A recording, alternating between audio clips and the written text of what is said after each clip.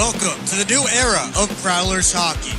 New owner, new store, new horn, fire, projectors on the ice. Yeah, this isn't your dad's McMorrin experience. This is Prowlers hockey. Get your tickets for the show now at phprowlers.com/tickets. Keep up with your Prowlers all season long on social media. Follow us on Facebook at the Port Huron Prowlers, Instagram at PH Prowlers, and Twitter at PH Prowlers. And you can find more information on our website, phprowlers.com. On Prowlers hockey.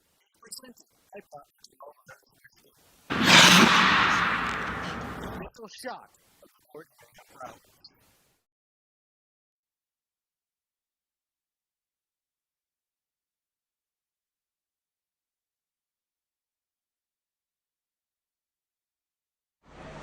Back here at McMorrin Place, Prowlers and Black Bears getting set to go on Star Wars night here in Port Huron. We will have the entire pre-game show from McMorrin Place for you live here on the PHP network. So be looking forward to that. That's going to be so cool. Something you've never seen before at this level of hockey. But before we get there, let's talk about what happened the last time these teams played. We'll start with the Black Bears last time out as they hosted the Indiana Sentinels.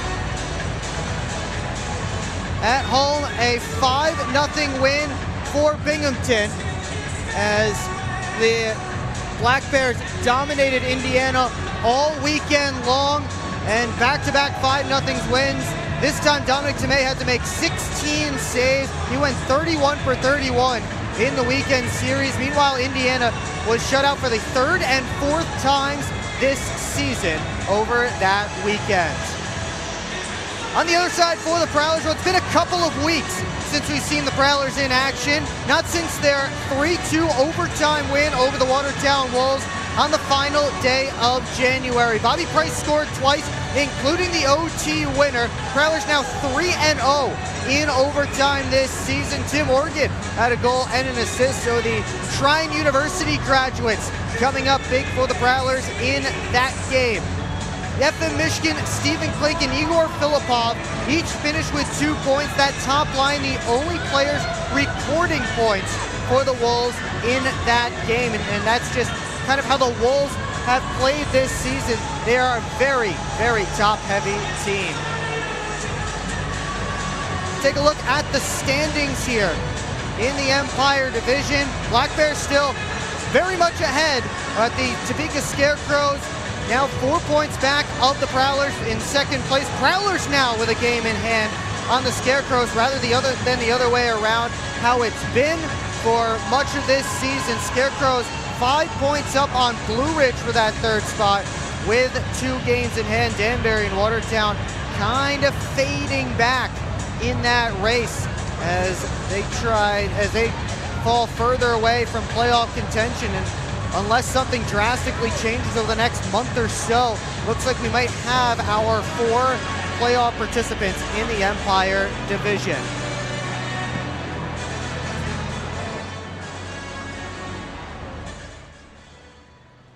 Let's take a look at some players to watch in tonight's game. We start on the Binghamton side with Ivan Bondarenko, the FPHL leader in assists with 56 this year in just 38 games. He's has 67 points. He's a plus 24, one of the top guns for this Black Bears squad.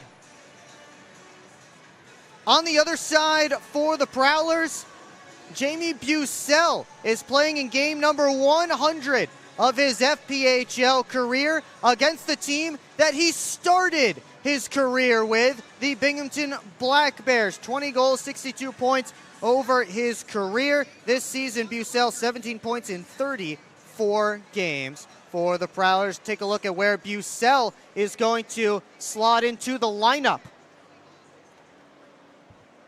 See where Bucell slots into the Prowlers lineup tonight, as they have made a few changes up front. Reggie Millette now alongside Matt Graham and Lucas Lockney, and Bucell getting a couple of new wingers now with Luke James and Artu Hakala on the second line. Of course, no changes to the Bobby Price, Vinny DeCumbis, and Blake Anderson line. That line that has been so good for the Prowlers this season. And the new face in the lineup for the Prowlers is Alexander Ray. He is the extra forward tonight, playing in his 7th pro game, 7th game in the FPHL this season, but first as a Port Huron Prowler. On the back end, the Prowlers get Brett Lockhart back from an SPHL stint. He'll suit up for Port Huron for the first time since January the 3rd, and with him coming back, the Prowlers reunite the Brock and Locke defense pairing, Brett Lockhart and Ben Brockway, that second defense pairing. So Brian Parsons and Tim Organ will be pair number 3. Reed Cooper will be between the pipes for the Prowlers here tonight. As we are just getting set for Star Wars night and our pregame festivities. Coming up in just a few moments here from McMorran Place. Again, we have a full lightsaber battle, lots of cool stuff that is going to go down here at McMorran. Again, we will have that for you in full here on the PHP Network. We are excited to show that to you and bring that to you, all the cool stuff that the Prowlers have been able to add to their in-arena entertainment. And tonight's really the culmination of a lot of those efforts. Should be an exciting pre-game ceremony here this evening. Again, we will have it here for you, so hope you sit back and enjoy, because this will be one of the best things you'll see on the PHP Network all season long. This will be one of the best things that the people here in the building will see all season long. It's going to be very awesome as they are finishing getting everything set up down there on the ice. And we will get that show underway momentarily, but the show that's coming after the show will be the Prowlers and the Black Bears, the 2 top teams in the Empire Division. Let's send it down to ice level.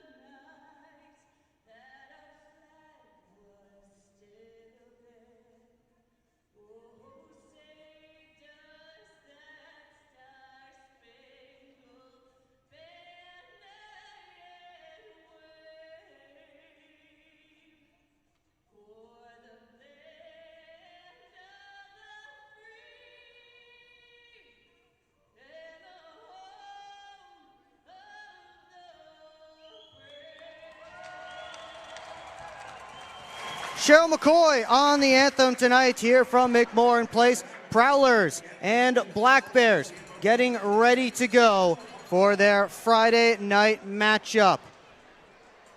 And we do have a special treat here at McMorran Place, as we will soon see a Prowlers alumni who will be cranking the siren, getting the crowd hyped up before tonight's game. Let's take a look at the starting lineup for the Port Huron Prowlers tonight. It'll be Jamie Bussell, Luke James, and Alexander Ray, the new Prowler in his Prowlers debut. Brock and Locke back together on the back end, and Reed Cooper between the pipes for the Port Huron Prowlers. So we have a couple, we have a couple of ceremonial puck drops here.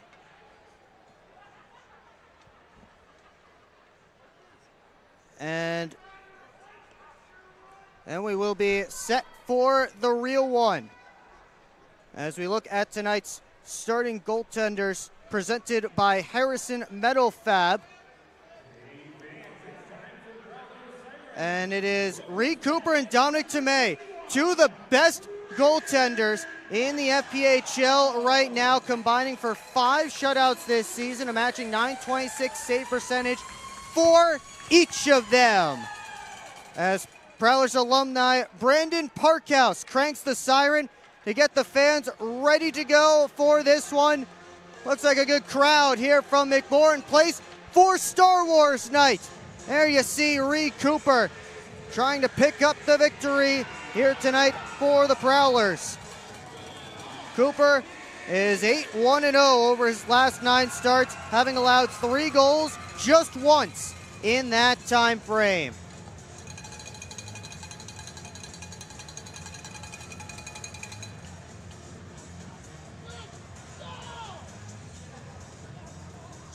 Face-off at center ice will be between Jamie Bussell, Alexander Ray will take the opening draw for the Prowlers. CJ Stubbs for the Black Bears. And we are underway on Star Wars night here at McMorran Place. Dan Stone with a headman feed to Stubbs, who is the FPHL's goals and points leader. The Prowlers turned it back the other direction. Durazio around to the near side. Got to the Prowlers end, and Ben Brockway D to Brett Lockhart. Back in the lineup after an SPHL stint. He was away from the team for just over a month, playing with the Quad City Storm.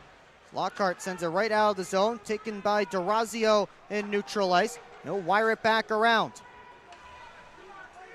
Lockhart across to Favaro. All the way ahead, tipped in by Blake Anderson, fresh off the bench. Played back up the strong side, tipped along by Tyson Kirkby, the Black Bears captain, who is back in the lineup after an SPHL stint of his own. Here is Kirkby with a steal behind the Prowler net. Whistles blow, and they say the net got bumped off. So we'll get a whistle and a face-off. Looks like the face-off will come outside of the Prowlers' end. See the Prowlers wearing those special Star Wars jerseys tonight. Referees tonight are Jonathan Paradise and Logan Wedekamp. The linesman Brandon Badens and Colin Pons.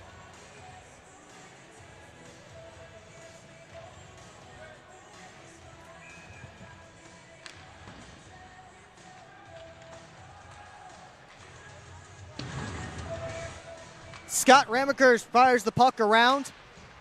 Reggie Millette playing it back towards his own goal line. Bumps it around to Johnson. All the way across to Favaro.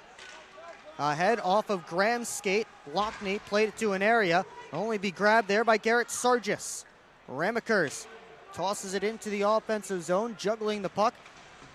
Muscled up behind the net, still with it. Gets it up high. Jesse Anderson in front, knocked away by Graham. Back up the boards, bounces out of the zone. Anderson across to Ramekers at the red line. Couldn't get the puck deep. Nick Swain skates in. Swain with a shot kick save by Cooper. The first shot of the game for either side comes just under 2 minutes in. Steffen out to Swain. One more pass, and Yates' shot eaten up by a Prowler stick, and it goes out of play. 2:06 gone in the Munger Physical Therapy first period. Prowlers and Black Bears here.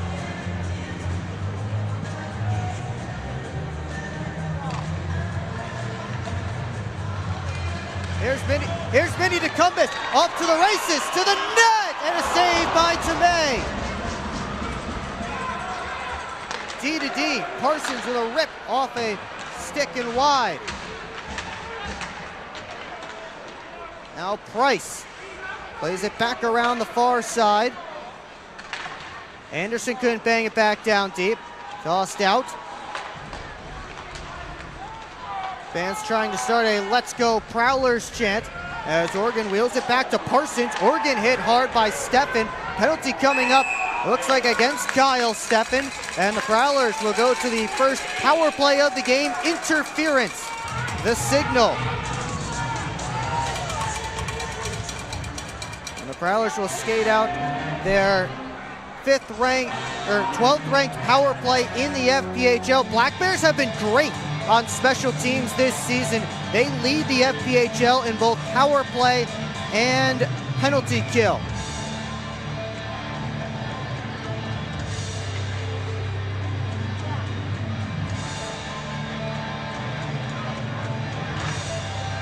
Off the face-off, it comes back to Millette. He's out there with Johnson, who has the puck now. Millette, a shot save made to May, and he leaves no rebound. Graham Lockney and Hakela rounding out this power play unit. Kyle Steffen is in the box. Did not start the season anywhere. Decided to come back and play for the Black Bears. Re-signed on November the 30th. This is his first game against the Prowlers this season.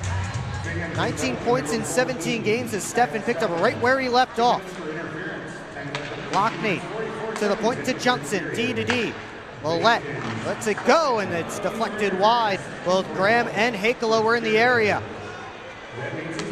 Johnson takes a look, sends it through again, and I think Hakela got a touch on that. It went over top of the net. Comes all the way to Lockney. Down to the goal line, around to Graham, gave it back. Lockney tried to spin it up the boards, hit the referee, kicked along. Graham pulls it off the wall, up high Millette, pulls the trigger, on net, save Tomei, and he'll cover up. That hit a Black Bear on the way through. Dominic Tomei was ready for it. I think that was more of a shot pass from Reggie Millette as well, as he had a teammate heading towards the cage with his stick down.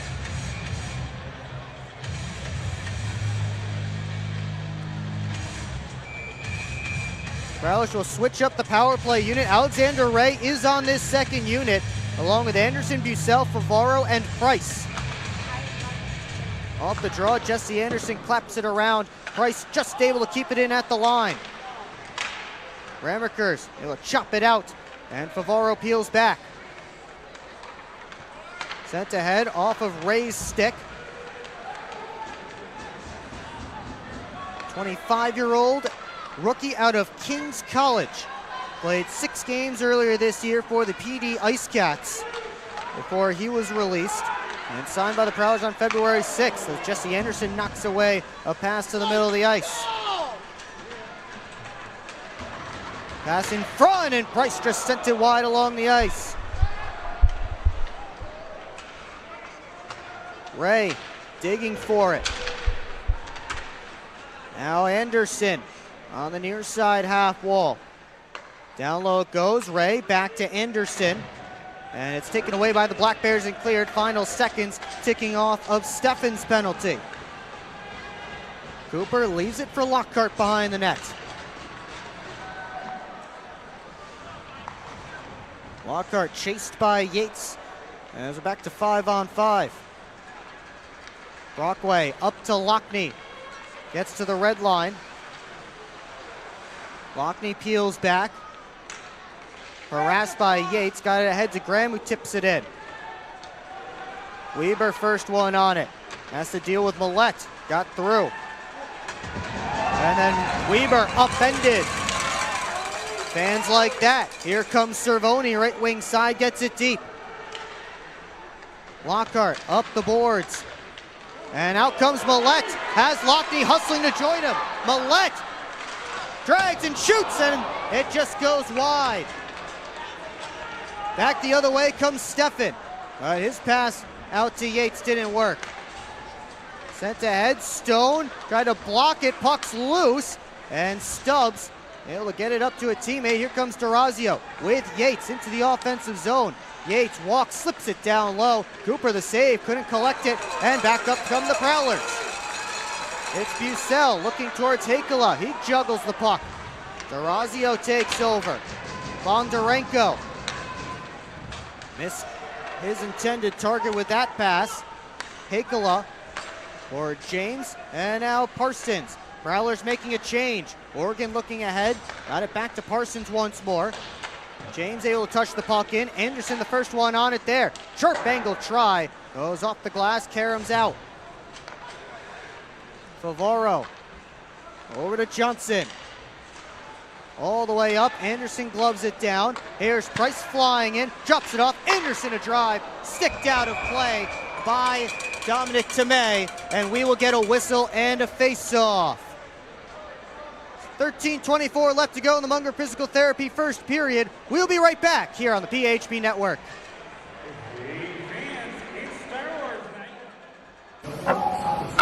This isn't working. LJ, pass me those flyers.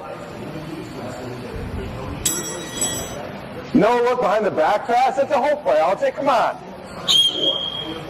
Gap up. Close the gap. Close the gap. What are we saying? This isn't working. We need a shift change. Let's bring in the professionals.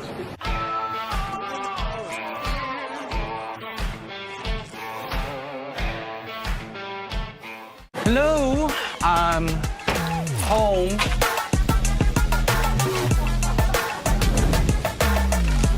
There he is. What is happening? Relax. We won. They brought back the snack wrap. Spicy or ranch? Spicy. Go. Yeah. Just one little bite. Can you stop? Oh, sorry. Gather your crew. Snack Wrap is back. Back here at McMorran in place, 13:24 left to go in the Munger Physical Therapy first period. Prowlers and Black Bears still searching for the game's first goal. Will Wiggleman here with you on Star Wars night. Thanks so much for joining us tonight. Top two teams in the Empire clashing in this one. And two teams that potentially could be on collision course for the semifinals for the second straight year. Though, of course, we don't want to look too far ahead as Cooper had to reach out his stick for that attempt on the net. Stone able to play it back, got it ahead to Sargis. As D'Orazio streaking up the right wing side, Graham got his stick in the passing lane. Brockway beats D'Orazio to the puck. Lockney sending Millette on his way, but Millette has to chase back after it. He poked it past Anderson. Millette on it, looking for an option. Millette to the point. That hit the referee, and out comes Shankar. 3-on-2 for Binghamton. They are offside at the Prowler line.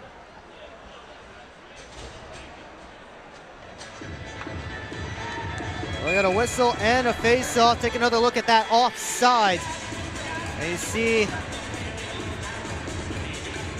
that was very close. It was either Anderson or Shankar who entered the offensive zone before the puck, according to the linesman.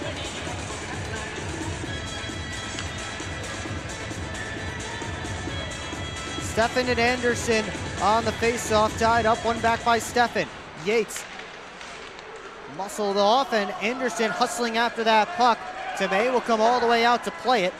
Ramakers couldn't send it up the boards. Price on his backhand spinning in the corner. Cycled it down deep all the way around behind. Anderson tried to slide it out. Price threw a Black Bear to the ice. Here's Tecumseh, centered out in front. Anderson stuffed by Tomei on the doorstep. Price around behind the net. Lockhart gets to it. He's hit by Anderson of Binghamton. That's Jesse Anderson. Puck still battled for before it's pulled out by Swain. Swain gets it back from Yates, tried to rip it on net, and that was blocked. Blake Anderson back for Lockhart. Floats it over to Parsons, looking ahead. Got it to Hakala fresh off the Prowler bench. He's taken in by Cam Cervoni. Binghamton takes over the puck. Long lead pass towards Bondarenko off a stick. Oregon bounces it for Hakala. Got it out to Bucell, right wing side. Has a man heading towards the net. It's Ray.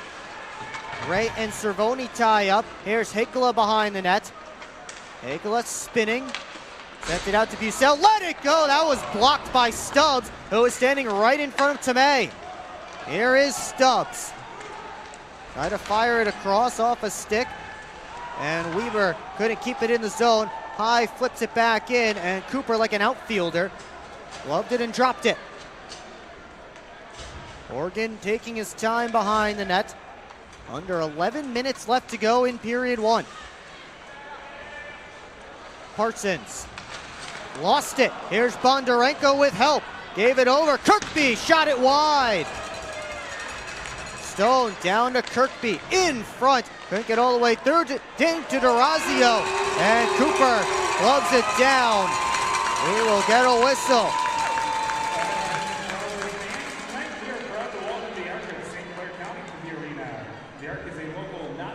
Looking for an edge in your game? Get it with Top Cheese Wax, the official wax of the Port Huron Prowlers. Use code Prowlers15 for 15% off at TopCheeseHockeyWax.com.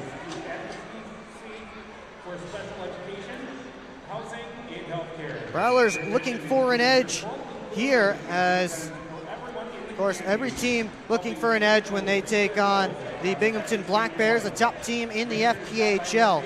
Swept the Indiana Sentinels last weekend, did the Black Bears. Got themselves back on track after a rough couple of weeks at home against teams from the Carolinas, PD and Twin Cities. Hakala try to get it ahead to Bucell, who's streaking through. Hakala's back on it. Left the puck behind. Stone comes back for it.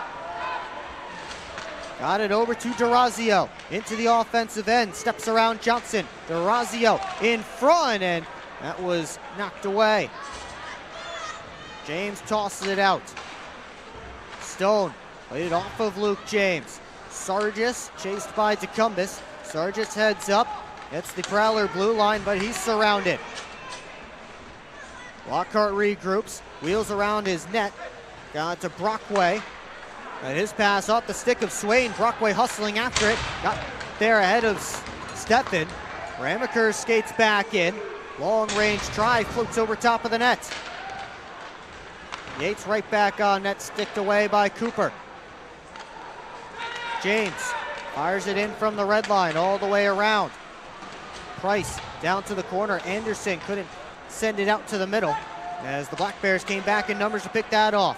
Steffen with a shot kicked away by Cooper.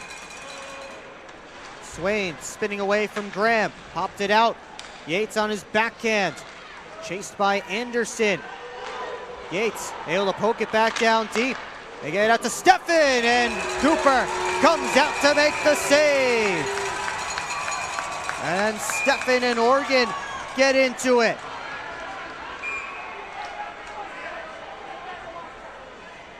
They'll have to be separated. And now Swain and Parsons continuing the battle. Everybody will be separated. We will take a timeout, still scoreless here from McMorran Place.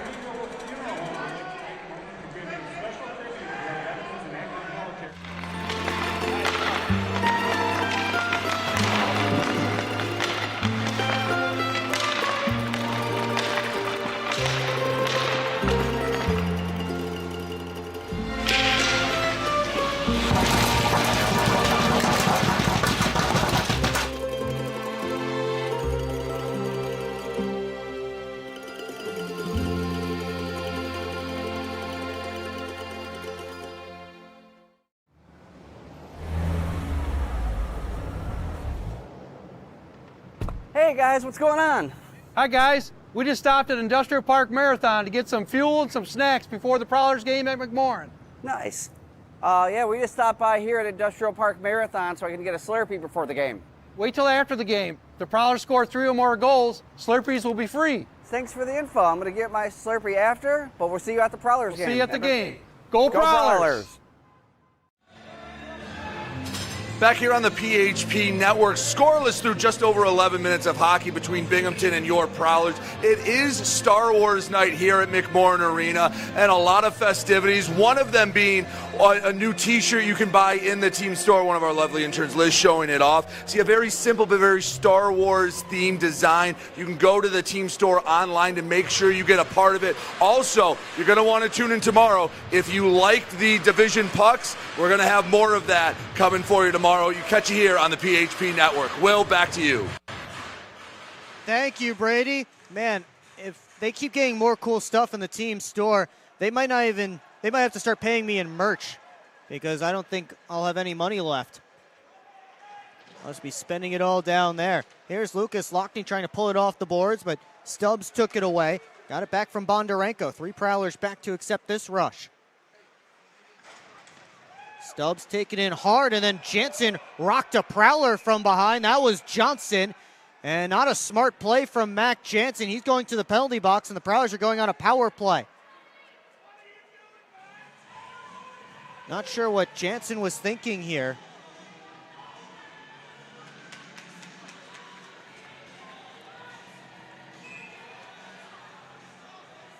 He will sit for 2. And the Prowlers will get their second power play of the game. They are 0 for 1. Another chance to break the ice here. They'll start with that second power play unit, and we get to debut our new penalty box cameras. How about that? Always innovating here on the PHP Network, and I think Aiden Bricker's playing a game with himself to see how many cameras he can set up in this building. Here's Pavaro with a rip. Dink it all the way through. It's cleared down. And Ivan Bondarenko took the brunt of that shot, doubled over as he gets back to the Black Bear bench. Roughing the signal, or the call against Jansen as Anderson had it poked off his stick. Prowlers get back on the puck, and Price sets things up. Got it down to Bucell. Bounce back to Price. Across, Favaro unloads the one-time rebound, and Tomei somehow with the glove able to rob Jamie Bucell.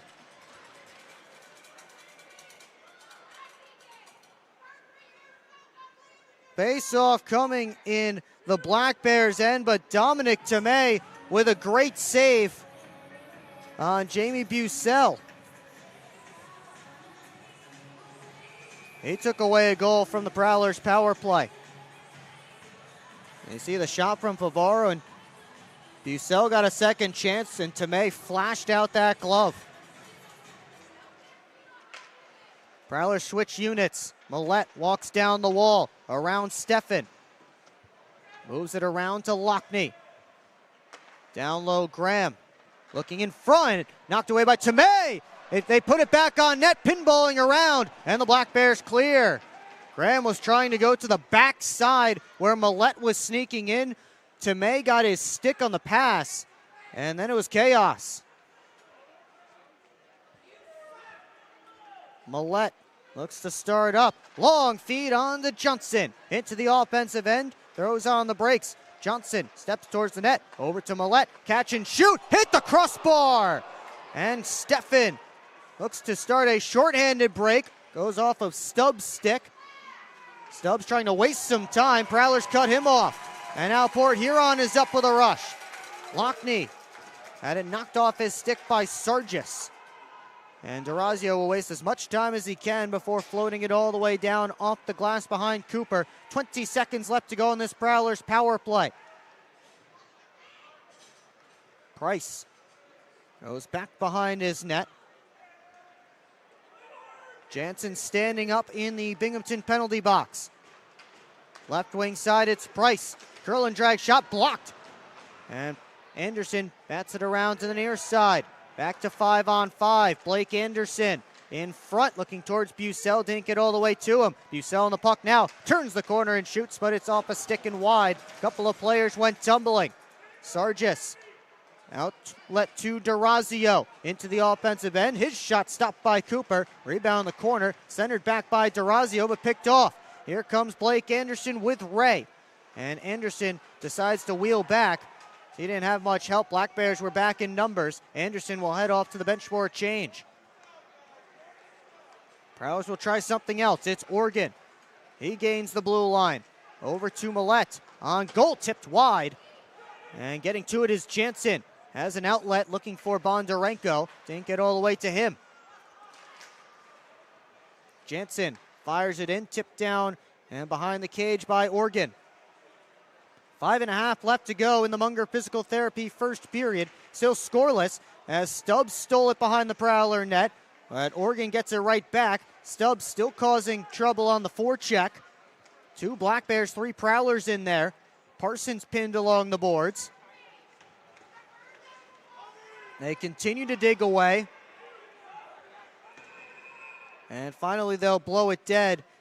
And they say a hand pass here against the Black Bears. So they'll move it outside of the Prowler zone.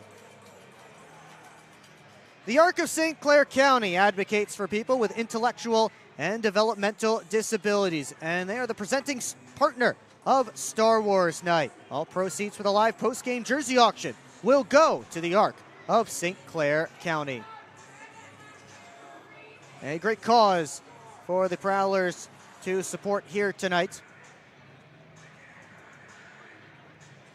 One of the many great causes the Prowlers have supported this season, and to add to that, the Prowlers are raffling off a jersey courtesy of Cortiva, who hosted a food drive. So everyone who brought non-perishable food donations to this game got entered into a raffle for a Prowlers jersey. Here's Swain swinging it out in front, cut off by Blake Anderson. Gets around behind the net, off to Lockhart. And now Brockway. All the way up to Anderson. He was knocked down. Price trying to slip past Jesse Anderson. Got it deep. Batted around the boards. Price gets to it first. Floats it right on goal. Punched out by Tomei. Anderson with a shot. Missed wide on the short side. Favaro trying to get around Jesse Anderson. Now it's Stubbs taking over. Ramakersh, pardon me. Jesse Anderson stops up away from Hakelo. Lifted his stick. Couple players went tumbling down by the net. Yates is looking to pick up his twig. Meanwhile, DeRazio from straight on couldn't load it up. Jesse Anderson got it back up high to DeRazio. Over to Shankar coming fresh off the bench. To the middle, knocked off of Yates' stick, and Hakela clears. Shankar and Favaro chasing after it. They both overskated the puck. Favaro taken down, and Shankar ended up going right over top of him. I think Nick Favaro's getting a penalty here. The Black Bears will go to their first power play momentarily. A delayed penalty situation with Tomei on the bench. 6-on-5 attack for Binghamton. Up comes Yates. Into the offensive zone. Yates slipped it up to the outside. Sliding play by a stickless Brian Parsons ends that rush. And as Parsons touched up, now we'll get the penalty call. It'll be a Black Bears power play when we come back here on the PHP Network. Yeah, I don't know about this one, fellas. Boys, we don't overcome adversity by backing down. But yeah, I don't know about this one. That's reassuring. We're so screwed. All right, boys, here's a game plan. LJ, you start with bananas. B-Way. Wait, why do I have to do the bananas? Because you're the softest on the team. I don't want the bananas. This thing is going to melt. We got to hurry up. I won't do it. Okay, both of you. I will do the bananas and the whipped cream. Fets, please continue. Who's paying for this anyway? I am. I just bought my tickets for the Prowlers game this weekend, and the Milk House gave me 25% off my order. Fets, why'd you buy the tickets? You're literally on the team. For the discount. So are you all ready to give it a try? Oh, we're ready. It's true. Get 25% off your entire order at the Milk House, October through April. Simply show your ticket stubs at checkout and enjoy your discounted treat. Keep up with your Prowlers all season long on social media. Follow us on Facebook at the Port Huron Prowlers, Instagram at PHProwlers, and Twitter at PHProwlers. And you can find more information on our website, phprowlers.com. Tonight's washed-up player of the game is Garrett Sargis, presented by Chippewa Laundromat. Chippewa Laundromat is Port Huron's only multi-generational laundromat. There he is, number 19, Sargis, sitting on the bench, the 36-year-old. Has 13 points in 21 games this season. Spent the last 2 years with ECHL Norfolk Admirals. Signed with the Black Bears earlier this year. Has not found the back of the net since January the 9th. He has 5 goals this season. His team's power play is getting to work as a shot got blocked. Here's Durazio straight on. Bondarenko across the stubs to the center, and a shot goes wide off the stick of Jensen. Kirkby pitchforks it around to the far side. Bondarenko got it back deep. Jansen tied up. Kirkby knocked to a knee. Got it up towards Stubbs, and he tried to play it to Durazio. Graham got his stick in the way. Black Bears have to regroup. Durazio chased by Graham, who will head off for a change. Now Durazio loads up into the offensive zone. Here's Durazio right into the catching glove of Reed Cooper.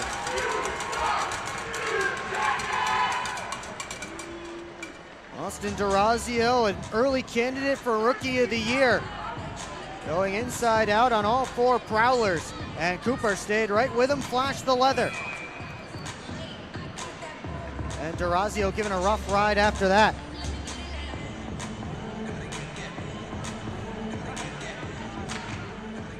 Off this face-off, here's Durazio to Stubbs, walking downhill, and he couldn't get a shot away. Good job by the combination of Lockhart and Millette. Here comes Lockhart, short-handed. He'll peel back and now back forward. Lockhart just gets the puck deep, and he'll go back to the bench for a change. Good job by Brett Lockhart, wasting some time. 43 seconds left on the penalty to Nick Favoro. Durazio gets the red line into the offensive zone. Drops it back for Sargis, and Ramakers just couldn't keep that puck in the zone. Prowlers very aggressive on this penalty kill.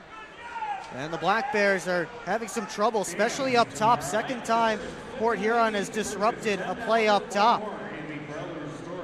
Take another look, watch DeCumbis. It was DeCumbis there, got his stick in the way. All guests will receive a $25 gift card for participation. Under 2 to go in period number 1, 29 seconds left on the penalty to Nick Favoro. Stone for Ramakers. Try to pass it to Yates, that didn't work. Now Stone skates in. He'll try and set things up from down deep. Wraps it all the way around to Ramakers. Back down low, got past Sargis. Anderson gets there first and he clears.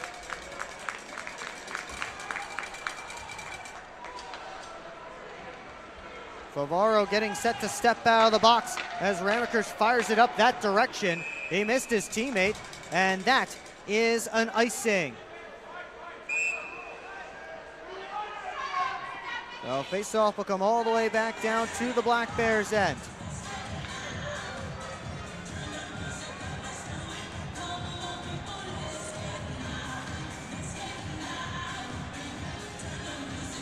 Coming up in the first intermission right here on the PHP Network, we will go around the Empire, all the highlights from last weekend's games in the Empire Division. We'll also take a look at some storylines from around the FBHL, out-of-town scores, and much more. It's all coming up here on the PHP Network.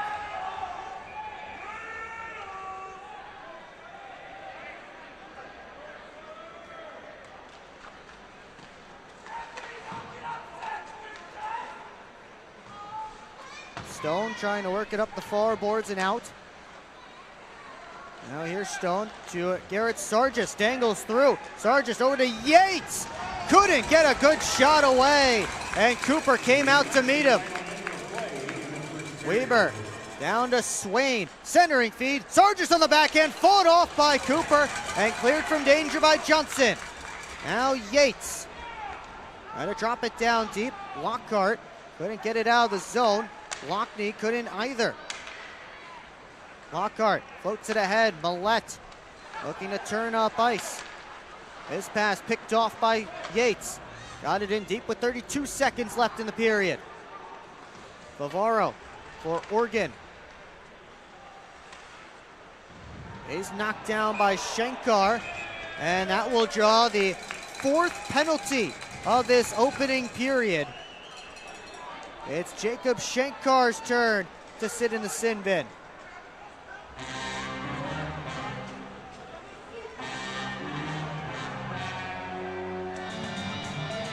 Well, Prowlers to their 3rd man advantage of the opening 20 minutes, 0 for 2. And if they don't score the next 21.8 seconds, then their power play will leak into period number 2. And there is Shankar sitting in the sin bin from our new penalty box cameras. That one hit the scoreboard. And I think something fell off the scoreboard.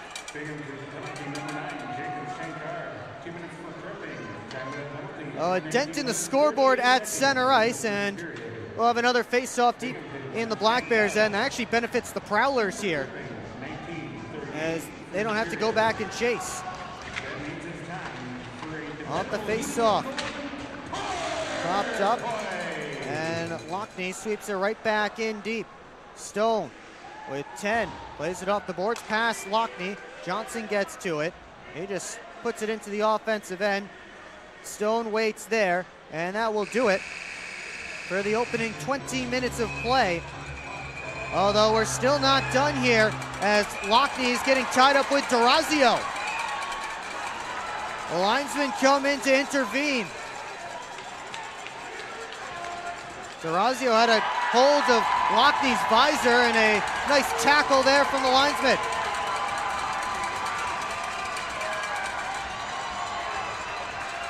Fans appreciate that. There's a stormtrooper hanging out watching the game. We have lots of Star Wars characters in the building for Star Wars night. Shout out to Force Against Hunger for joining us tonight in costume.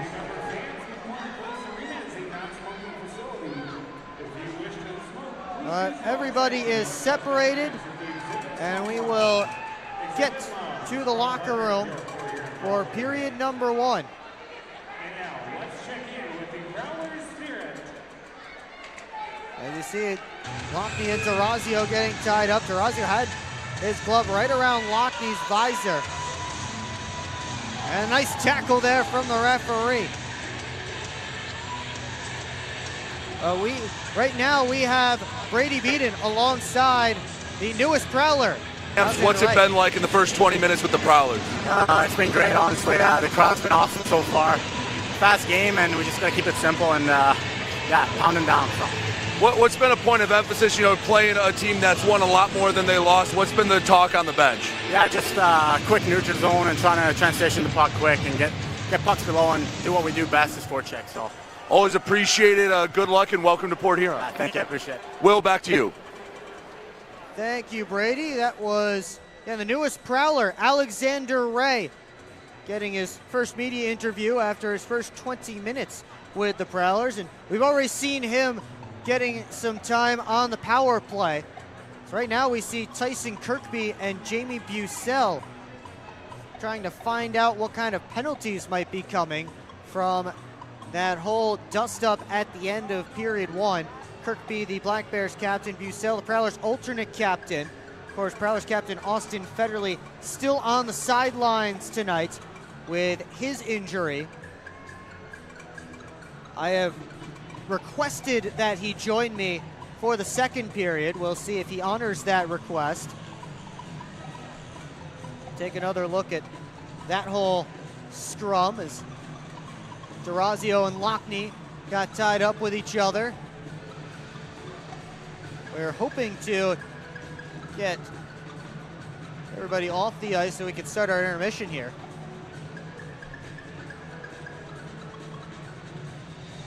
The conversation's continuing in front of the penalty boxes, and all kinds of characters are down at the Zamboni door waiting for their turn out on the ice.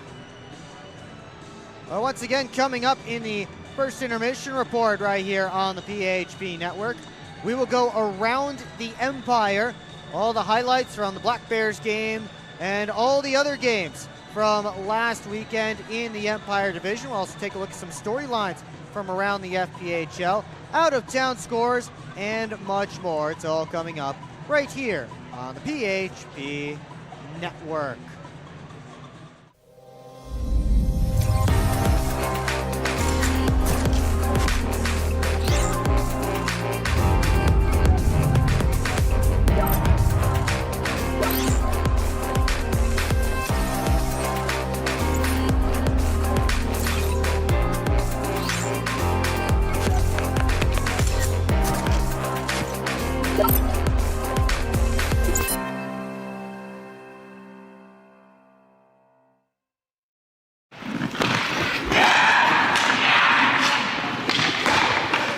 Hockey is like a business. One missed pass can derail the perfect plan.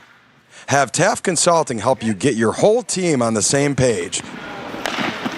They have the expertise to help you follow through on all your goals. Find out how they can help you today by emailing taftconsulting@outlook.com.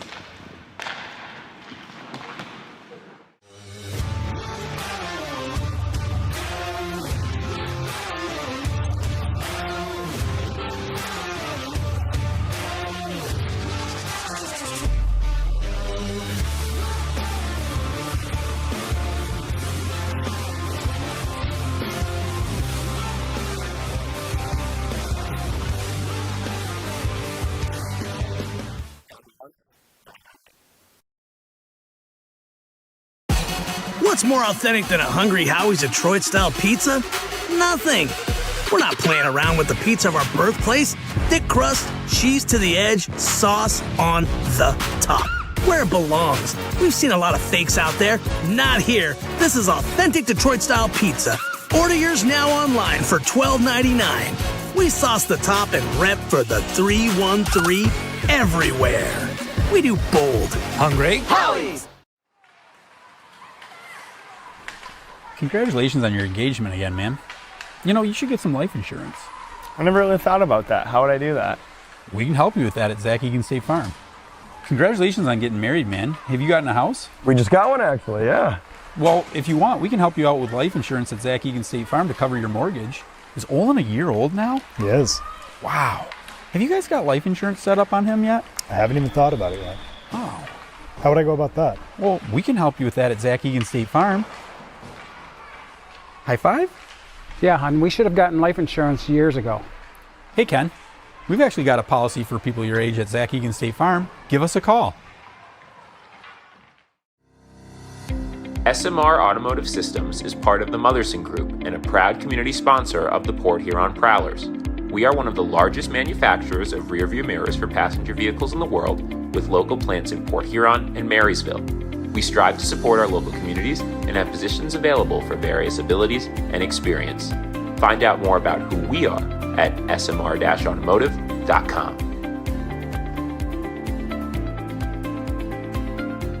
Explore the 140 miles of stunning shoreline along Lake Huron. That is Michigan's Thumb Coast. Discover charming coastal towns, serene beaches, and endless outdoor adventures. Stay at cozy hotels, paddle through pristine blue waters, and hit the fairways along breathtaking views. Plan your perfect getaway at bluewater.org.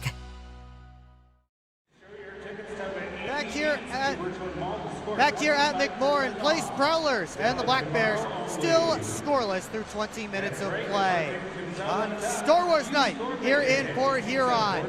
Well, it's time now for everyone's favorite segment, and the segment that takes me the longest to do every single week. It's time for this week's edition of Around the Empire. Let's begin with the Black Bears looking to get back on track against the Indiana Sentinels. Early in the first on Friday, CJ Stubbs finds Austin Durazio. That's a backdoor tap in for Durazio, the icebreaker, just over 4 minutes in.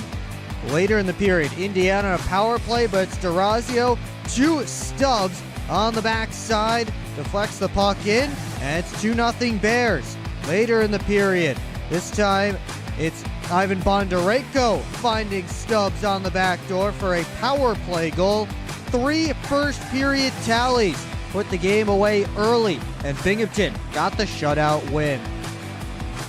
Same result on Saturday. First period, there's Scott Ramekers dropping the hammer with a bomb to start the scoring with a power play goal. Third period, 2-0 now. Dan Stone walks in. We already know where this game is going. Just over a minute later, how about Jacob Shankar for his second of the night? Dominic Tomei stopped all 31 shots he saw during the series as he posted back-to-back shutouts in the sweep. Keeping it in the Northeast, the Wolves visited the Hat-Tricks in Danbury. First period on Monday, 1-0 Tricks, but here's Marquis Grant Mentis in his Wolves debut. Goes top shelf, and Watertown gets the tying goal. Late in the second, tied up at 2, Yefim Mishkin to Igor Filipov. He's able to tip it home. Second of the game for Filipov, a power play goal. Final seconds of the period, another Wolves power play. Mishkin to Filipov once again. Hat-trick goal for Filipov, a 2-goal lead for the Wolves. Still up 2 late in the third. This time Filipov hands it off to Mishkin, who puts the game away as that duo led the Wolves to victory on Friday night. Next night was tight. Second period tied up at 1. Adam Zimmerman's shot gets through the traffic and finds the back of the net. First lead of the night for the Wolves. Held to early in the third, but Eli Rivers finds Austin Belthay sneaking down deep, and that sent the game to overtime. 1 minute played in the overtime period. Klink, lots of speed, dangles down the slot. Klink denied by Gonzalez. It ran out of room and poked into the net by Greg Sosinski, and the Wolves take an overtime win in the most devastating ways for the Danbury Hat-Tricks. Patrick Grunberg on the Hat-Tricks YouTube channel, an own goal helps the Wolves leave Connecticut with 5 of a possible 6 points. The most important battle, though, was in Topeka between the Scarecrows and the Blue Ridge Bobcats. Late in the first on Friday, Michael Mercurio finds Kazirev for a rip, and that was the icebreaker, and it held until the third. But here comes Topeka, a 3-on-1 chance. They get a couple of good opportunities here. Anthony Strum with a couple of saves, but Boston Bird able to put it home and send the game to overtime. Erickson sends it to the cross side. Gallagher chasing after it. Digging away for it in the corner. Gallagher's got it. Gallagher behind the net. Pivots back to the backhand. In front. Shoots. Score! The former Scarecrow entered in overtime. Oh, baby, what an effort. What a shot. What a goal. What a win. 2-1 in overtime.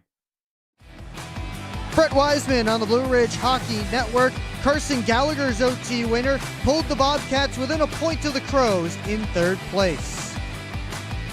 Could they pass Topeka on Saturday? They got off to a good start in the second. Michael Mercurio with a snapshot that breaks the ice. And then less than 3 minutes later, Dennis Radchenko unloads a howitzer that makes it 2-0 Blue Ridge. Here come the Crows. Third period, puck comes all the way out to Cam Clark, who finally gets the Scarecrows on the board. And then Bird with a nice stick handle to the net.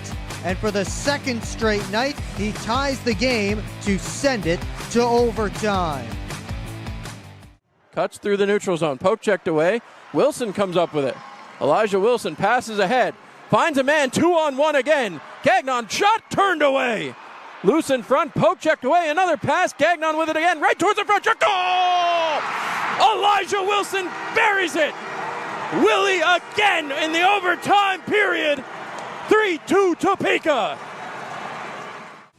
John Clement on the Scarecrows YouTube channel. This time it's Topeka taking it in the extra session to maintain its spot in the standings.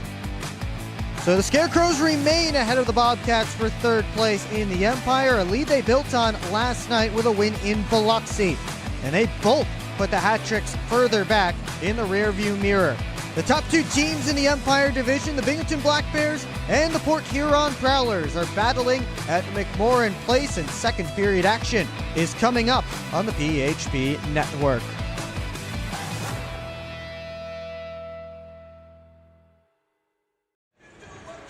Back here at McMorran Place, the Stormtroopers are around on Star Wars night. We're having lots of fun here at McMorran Place. The fans, the characters, everybody hanging out on the second Star Wars night in Prowlers franchise history, and the first one since the inaugural season. Still scores between the Prowlers and the Black Bears. We'll be right back here on the PHP Network. Welcome to the new era of Prowlers hockey. New owner, new store, new horn, fire, projectors on the ice. Yeah, this isn't your dad's McMorran experience. This is Prowlers hockey. Get your tickets for the show now at phprowlers.com/tickets. Keep up with your Prowlers all season long on social media. Follow us on Facebook at the Port Huron Prowlers, Instagram at PH Prowlers, and Twitter at PH Prowlers. And you can find more information on our website, phprowlers.com. On Prowlers hockey, presented by shot. Back here at McMorran Place, just under 6 minutes until we begin period number 2. The Prowlers and the Black Bears are scoreless. Will Wiggleman back with you here on the PHP Network. We do have some clarity now on those penalties at the end of period 1, and if you're a Prowlers fan, you're going to like it, because Lucas Lockney got 2 minutes for roughing, but Austin D'Orazio also got 2 minutes for roughing and 2 minutes for unsportsmanlike conduct. So that means the Prowlers get another 2 minutes on the board for a power play to add to the minute 38 that they already had coming into this second period. D'Orazio also got a 10-minute misconduct for continuing an altercation. So all in all, D'Orazio picks up 14 minutes of penalty time. A guy on the top pairing for the Binghamton Black Bears will be unavailable for a majority of this middle period. And the Prowlers will have a 5-on-3 for a minute and 38 seconds. Before we continue on, let's take a look around the FPHL. Let's look at our FPHL storylines. Plenty of stuff going on throughout the week. Storylines presented by Thumb Rust Control LLC.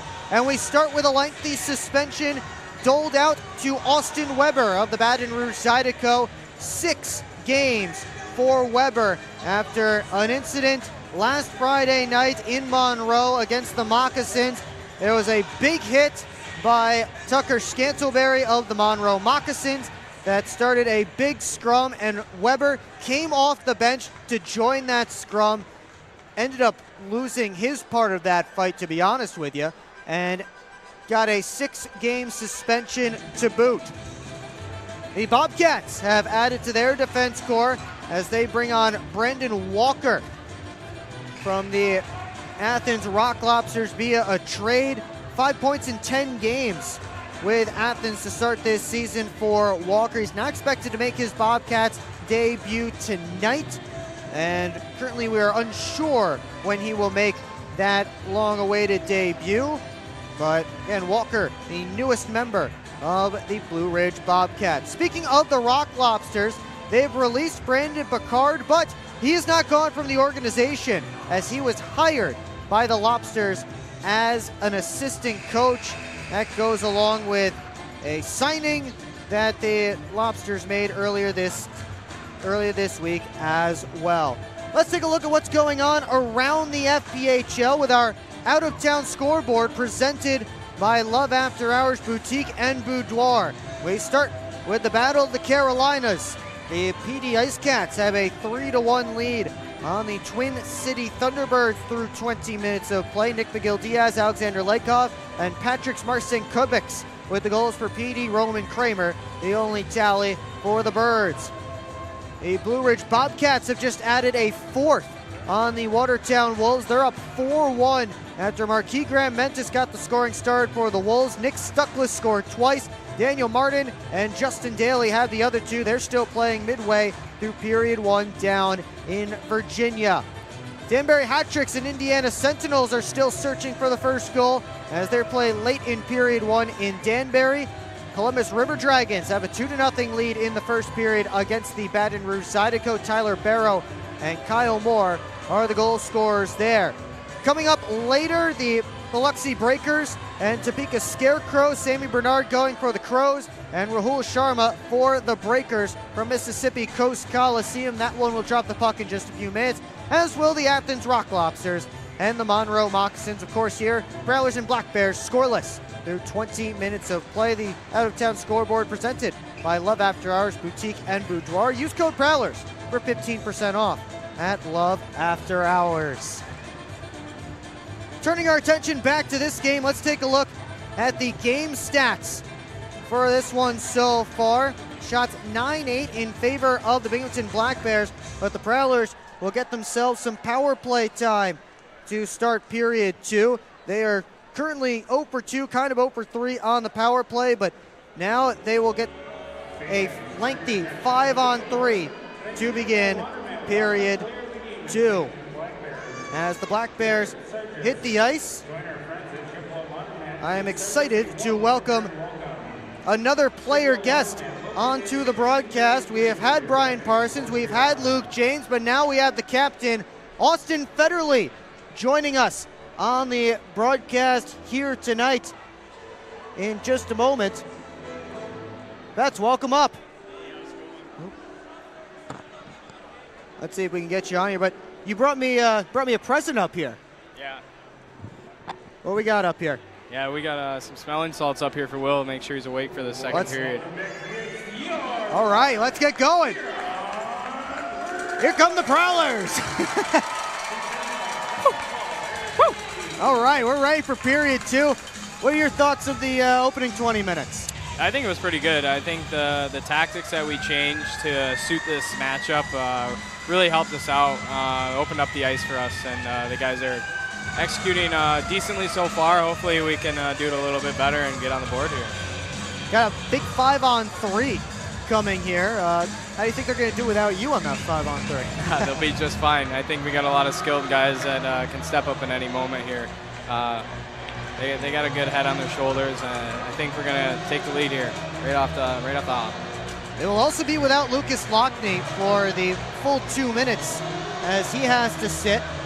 Take a look at the Prowler bench. We'll see who might replace him on this top unit. Looks like Tim Organ skating out to join Graham Johnson, Millette, and Bobby Price also out there as well. As we bring you into our studio here, Will Wiggleman and Austin Federley, the only person that I can interview without going on my tiptoes. Still a little bit taller than you, though. Well, it doesn't look like it. I don't know. But yeah, it should be a great second period. Dominic Tomei has stopped all 8 Prowler shots he's faced, and Reed Cooper 9 for 9 in that opening 20 minutes. Again, a huge opportunity here for the Prowlers at the start of period 2. A power play that came into the night ranked 12th in the FPHL on its 4th opportunity and first 5-on-3. And how about a 3-man group down there in the Binghamton penalty box? I don't even know what were the calls. There we go. There's the penalty box camera. Oh, are those new? Those are new. Wow. Aiden's always innovating. Yeah, that's really cool. I think he's playing a game with himself. How many cameras can he stuff in this building? Yeah. Sneak a microphone in there. Oh. That's a bad idea. In case you missed it, like Austin Federley, so the penalties from that scrum at the end of the period, Lucas Lockney and Austin Durazio got matching roughing minors. Durazio picked up an extra 2 for unsportsmanlike conduct and a 10-minute misconduct for continuing an altercation. That's good news for us. Puck is down, and this Prowlers 5-on-3 begins with the Hungry Howies' second period. Black Bears preventing Port Huron from entering the offensive zone before Price just rips it around. Stubbs able to chop it right back out. Millette dropping it off for Price. He wheels in with speed. Price tried to leave it for Graham. To the point, got it back. And now the Prowlers set up. Millette, watched by Stone, works up to the top of the circle. Goes over to Price on his left. Price wouldn't shoot. Peels back, got it to Organ. Price down for Millette. Stone got his stick in the way of the pass. Get back to Millette. Spinning back in the corner. Millette steps to the middle, takes the shot, deflected down to May. Didn't know where it was, but he got the glove on top for a whistle on the face-off. Grammer was going for his patent goal there, off his hip and in. Finally, Reggie Millette just got to his shooting area and decided to let it go. Not sure if the play they were looking for really developed. They'll switch up the unit here. And Alexander Ray picks it up off the draw. He gets it back from Favaro. Down to Hakala. Up top, Favaro. One-timer stopped by Tomei. Rebound, Bucell, and Tomei has that as well. Anderson, a shot. Yeah, he scores! Blake Anderson gets the scoring started. A 5-on-3 power play goal. Can't say I called it, but I think I called that.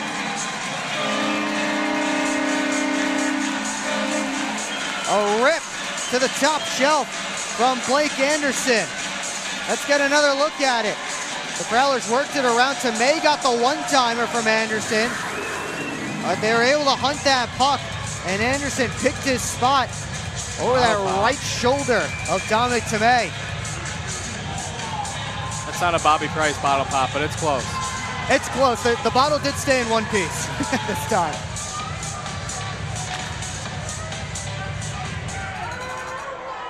Prowlers still with 42 seconds of power play time, but they're in trouble right now as Bondarenko centered towards Stefan. Reggie Millette cut it off, and now Port Huron with numbers up the other way. But the pass eluded its intended target, and somehow it stayed in the zone. Graham to the point, Millette let it go, save Tomei, rebound, and Tomei able to corral it.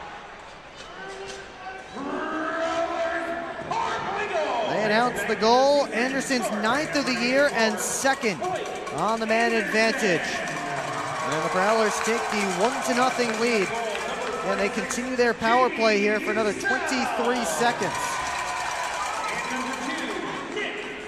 Just the 13th time this season the Black Bears have given up the first goal of the game. Millette's pass went off a stick. Bondarenko working up shorthanded over to Jesse Anderson. Black Bears dangerous shorthanded as Anderson tried to stuff it. Cooper has it pinned against the post, or I thought he did. Actually, it's in the near side corner. Bondarenko straight on, shot blocked, and here comes Graham one-on-one against Ramakers. Graham floats it through to Millette, scores! Another power play goal for the Prowlers. It's 2-0. Those guys have been finding each other all week in practice. That doesn't surprise me at all. That one actually is 5-on-5 as the penalty had just expired, but they put Graham on Millette's line during practice this week, and it pays off. Look at the speed from Millette to beat Ivan Bondarenko to the net, and Bondarenko not a slow guy himself. Nope, just might have fallen asleep for a second. Nice little sauce from one of the best passers in the league's history. Prowlers offsides here as Bucell gave it off to James as Port Huron tried to break right back in after the goal. How about 2 quick ones to start period 2? When it rains, it pours, Will.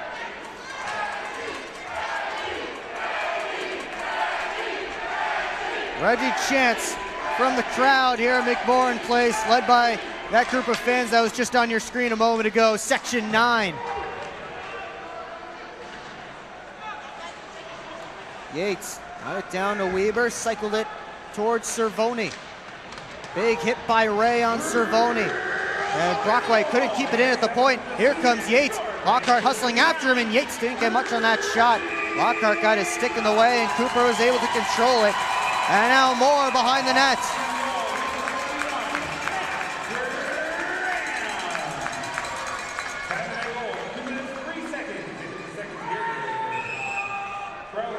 Everybody will be separated here. 47 seconds between the goals by Blake Anderson and Reggie Millette. Matt Graham picked up the only helper on Millette's goal. Bucell and Favaro get the goals on, or get the assists on Anderson's goal. How about Jamie Bucell playing in his 100th FPHL game tonight against his old club? He picks up 15th assist of the season. Yeah, he's getting up there. Yeah. Not a lot of guys hit 100 this year. I think Brett Lockhart's about to hit his, what we got, bench minor here, Willie. Going back on the power play. Too much chirping from the Binghamton bench. Brent Sherwood shaking his head.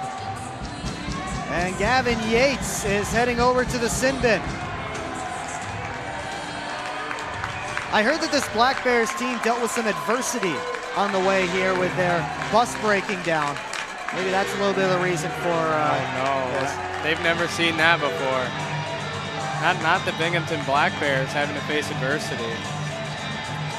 Prowlers 2 for 4 on the man advantage so far tonight, as you see Yates taking a seat. We need to tell Mike Young that there's a camera in there. Although if we tell him, he's probably going to put his face in the camera. Yeah. Mike Young, the penalty box attendant down there. Always a character. Stone had his stick lipped as he tried to clear it, and now the Prowlers can set up. Graham behind the net. And it's taken away and tossed all the way down by Sargis. Black Bears hustling to get some of their killers off. Millette in no hurry behind the net.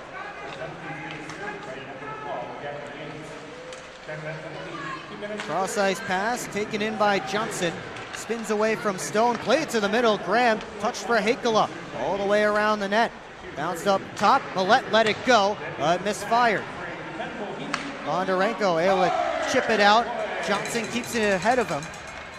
And now Johnson will slam on the brakes and move back up ice. Cross corner dump. Millette and Jesse Anderson get there together.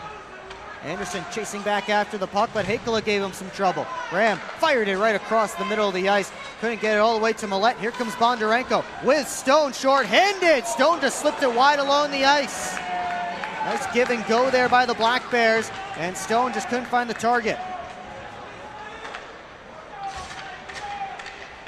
36 seconds left in the Port Huron power play as they make changes. Blake Anderson gets in, peels back.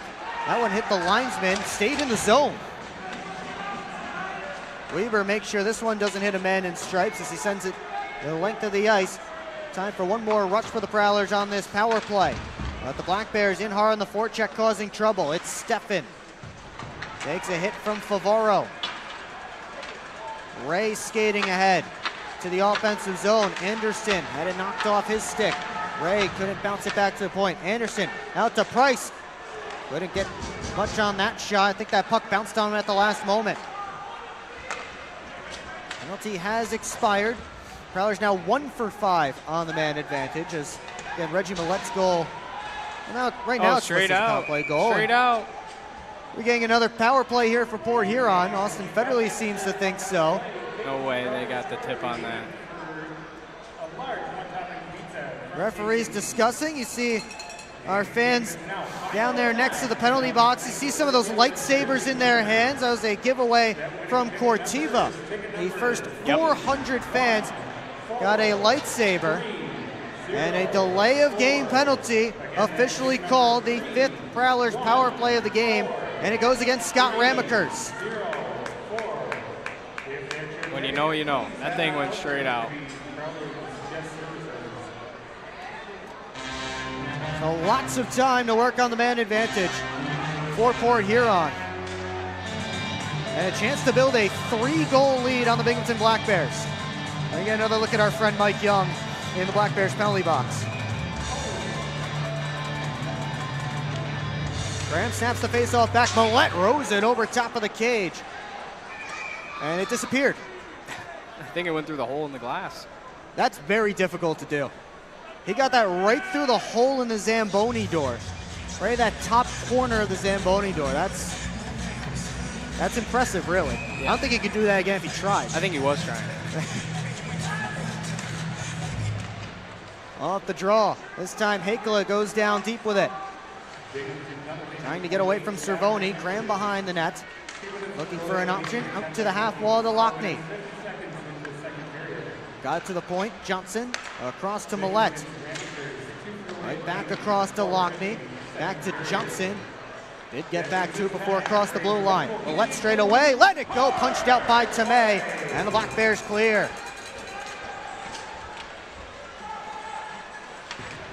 Swept right up the far boards. Hakela chased by Bondarenko. Dinks it for Millette. And he has plenty of skating room. Millette into the offensive zone. Slows up, gets it down deep. Weber up to Bondarenko. Black Bears moving up shorthanded. Stubbs floats it through towards Bondarenko. And Cooper cut it off and covered up. Prowlers getting involved with Stubbs and Bondarenko. They'll all be separated, and we will take a timeout. Back half of this Prowlers power play coming when we return here on the PHP Network.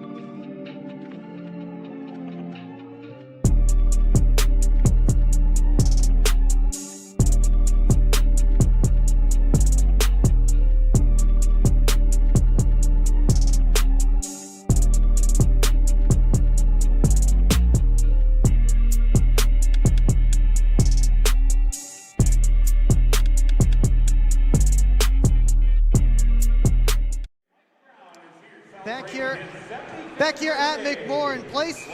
Prowlers still with 58 seconds left on their power play, but they'll have to go all the way back from their own end. And we were just talking during the TV timeout. Alexander Ray back out there with his power play unit. And your thoughts on him just this week in practice and so far in this game? Yeah, he started off as a D actually earlier in the week before we got Chop back, and he looked good back there, but I think he looks a little more comfortable up on forward. He's got in on the forward check, he's been hitting, and he's obviously on the power play, so he's got some skill too. So well, hopefully we see something this power play that helps us out even more. Navarro heads back for that puck. Watched by Stubbs. Up to Price. In turn to Anderson. Tried the return feed. That was taken away. Stubbs with a shot swallowed up by Cooper from the outside. And Stubbs giving a couple of shoves as he got too close to the Prowler netminder. That's always felt like a big part of the identity of this team, is standing up for the goaltender. Yeah, now it's transformed into standing up for our whole team. You know, you watch at the end of the period, even Lucas Lockney, you know, point guy, you know, he's normally not in the extracurriculars, and he was in there, drawed a penalty, scored a power play, or, well, we scored a power play goal, he didn't, but, you know, it's just everybody pulling the rope here, and we're all on the same page. Navarro able to slide it up to Anderson, and now Price trying to skate into it, popped up in the air. Blake Anderson gets to it. Cervoni trying to lift Price's stick. Now a two-a-side battle in the corner. Goes around to the far side. Penalty about to expire as Steffen sends it all the way down on Cooper. Back to 5-on-5. Haven't had much 5-on-5 yet in this second period. As Millette tips the puck in, Graham and Weber come together. Stone up the far boards, right to Shankar. Played it to an area. Lockney got his stick on it. Puck gloved down by Graham, and the Prowlers will regroup. Brockway up towards Graham. Couldn't get through Kirkby. Offside. And Millette drops it off for Lockhart. Back to Brockway. All the way up to Graham, tipped in. Millette up the far boards to Graham. Back down deep. Lockney bumps it up high. Lockhart able to bring it in. Back down to Lockney. Got through. And Kirkby able to take over. Got it to Stone. High toss out. This will go all the way down for no icing here. Waved off at the last moment, and now the Black Bears are on the attack. Stubbs able to cause a turnover. Sargis trying to poke at it. It's tossed only as far as Stone at the line. Anderson able to work it out. Now he starts to wheel back up. Dropped it off for Lockhart. Brockway gets to the red line. Fired deep around. Price and Stubbs get there together. Puck knocked down. Bondarenko over to Mac Jensen on the right wing side. Black Bears would have been offsides, and now Bondarenko touches up. So offsides officially called. Looking for a pregame meal? Zip Sauce is located in the Industrial Park Marathon. Zip Sauce, the official burger of the Port Huron Prowlers. And while Brett Lockhart wasn't around, you played a little defense. Yeah.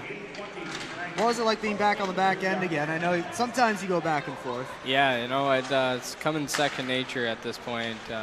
Played a couple stints in my career. You know, that's why we got the forward/D on the roster. But you know, it's a different look at the game. It changes it. Even when I go back up on forward, it just opens the game up a little bit. I think so is the mind down. Got to play a little tougher, but you know, it's good. I like both for different reasons. You enjoyed being back on forward this week? Yeah. I liked it. I got to, you know, do stuff with the puck rather than just pass it to the wingers flying up. But yeah, no, it was fun playing with Marty. He's a good guy to play with. Even when he's not hitting people, like in practice. In practice. Yeah. Through everyone. Yeah, he just flies around. It's awesome. Guess we'll call it the IR line. Yeah, the yellow line. Yellow line. There's Price on the left wing side, flying around the net. Speaking of flying around this line, when I was on D, I did not want to go up against this line in practice whatsoever. All of them are very fast, very skilled. They're very smart hockey players. They're probably one of the best lines in the league. Underrated. Here's a guy with some speed, Gavin Yates, trying to cut to the net. Well played by Johnson. Hakala skates up with it. Gets to the offensive zone. Hakala on the backhand save to May. Rebound was there, and James couldn't get a good touch on it. As the Black Bears surrounded that puck, Yates got it down deep. Cooper played it around to the far side. Oregon back around this way. Brian Parsons one-hands it along. James tossed it only as far as Weber at the line, but goes off of Dan Weber's glove and into the Binghamton bench out of play. Looks like this faceoff will stay in the Prowlers' end. 10:15 left to go in period two. Shots in this period 7-4 in favor of the Prowlers, and they have the only 2 goals of the frame. Yeah, I think we're taking control of this game right now. I think you know, we're just hungrier than them right now. As you can see, we're moving our feet. They're trying to play with us, and we're not trying to play with them like other teams do. Brockway and Shankar tied up along the half wall. Those two certainly have a history. They fought earlier this year in this building. Millette and Stone get to it behind the net. Kirkby looking for an outlet. Sargis has to bring it in off the boards. Got to go back across to Kirkby. Kicks off his skate. Lockhart right back up the near side. Millette gets past Weber. Tried to slip it out for Lockney off his skate. Prowlers may have had a 2-on-1 if that pass worked. Weber couldn't bring the puck in. And now Millette drops it back for Brockway. Indirect feed all the way up. Ray gets it deep. Tomei keeps it moving to Jansen. They play it back around the other way, and the puck wraps out of the zone. That's the midway point of this hockey game. Prowlers with a 2-0 lead on 2 goals early in this second period. James looking for more. Ray slips through a check. Got it to Hakala, up to the point. Favoro race it back down deep. Ray surrounded by 2 Black Bears. James comes in to help. Stubbs watching the battle. Now he gets involved. Puck pinned along the kick plate. And Stubbs slides it up to Jensen. Has Bondarenko with him, 2-on-2. Jensen dangles in. Jensen to the net, and a good play by Favoro on a knee.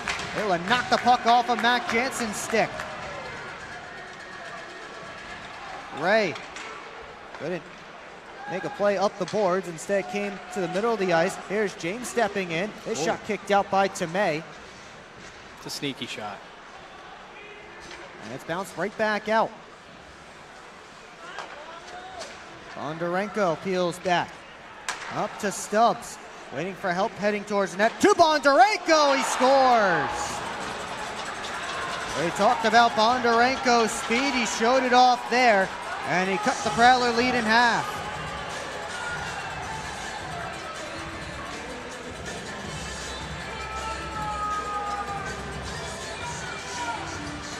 Take another look. The quick pass from Stubbs all the way through to Bondarenko. And Ivan Bondarenko has picked up his 12th goal of the season.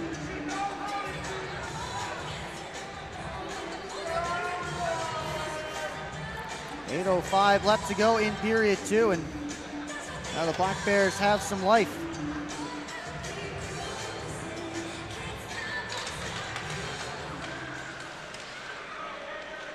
Off this face-off, Anderson, that's Jesse Anderson, got to Ramakers. Puck was picked off in the neutral zone by Blake Anderson. Yates with a steal. Swaying off a stick and up out of play. We'll take a timeout. Black Bears have gotten themselves on the board. It's a 2-1 game here in Port Huron.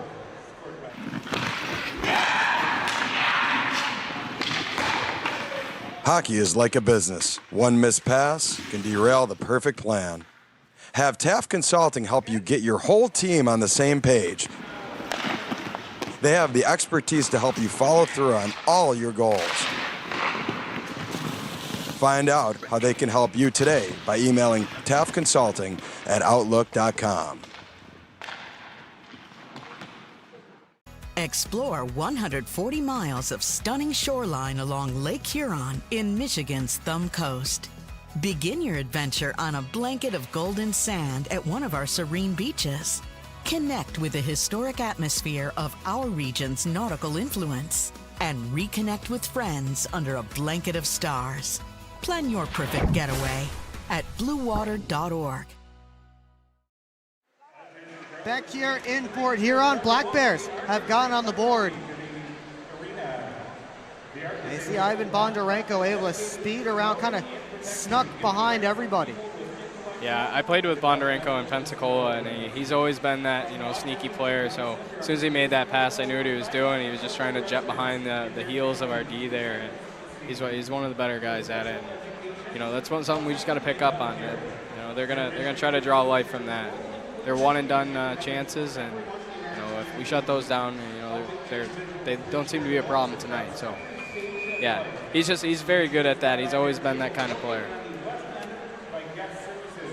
Faceoff will be deep in the Prowlers' end. Stubbs picked up the only assist on the goal by Bondarenko as Ramakers rips one over top of the net before he was upended by Price. Ramakers got it out of his zone end. Here comes Swain off to Yates with a shot. He scores! Just like that, the Black Bears even it up with a couple of quick goals.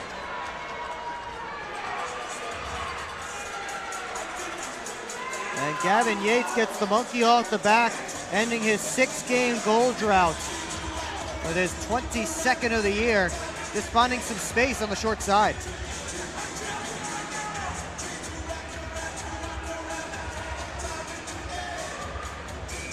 I wonder if maybe Cooper was worried about the passing options after that last goal. You see Kyle Steffen getting to the net. Yeah, it's a lot of work there for the goalies on a rush like that.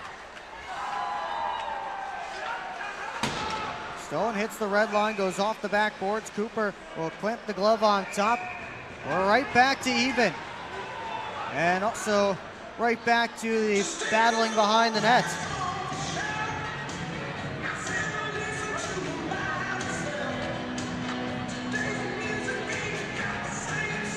Face off again, down in the Prowlers' end, but Oregon isn't done with Schenkar.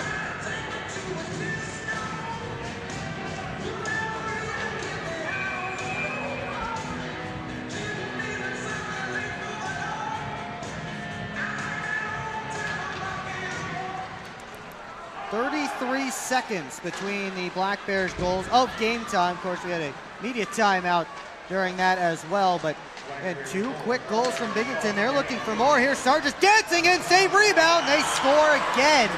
It's Schenkar who puts Binghamton in the lead.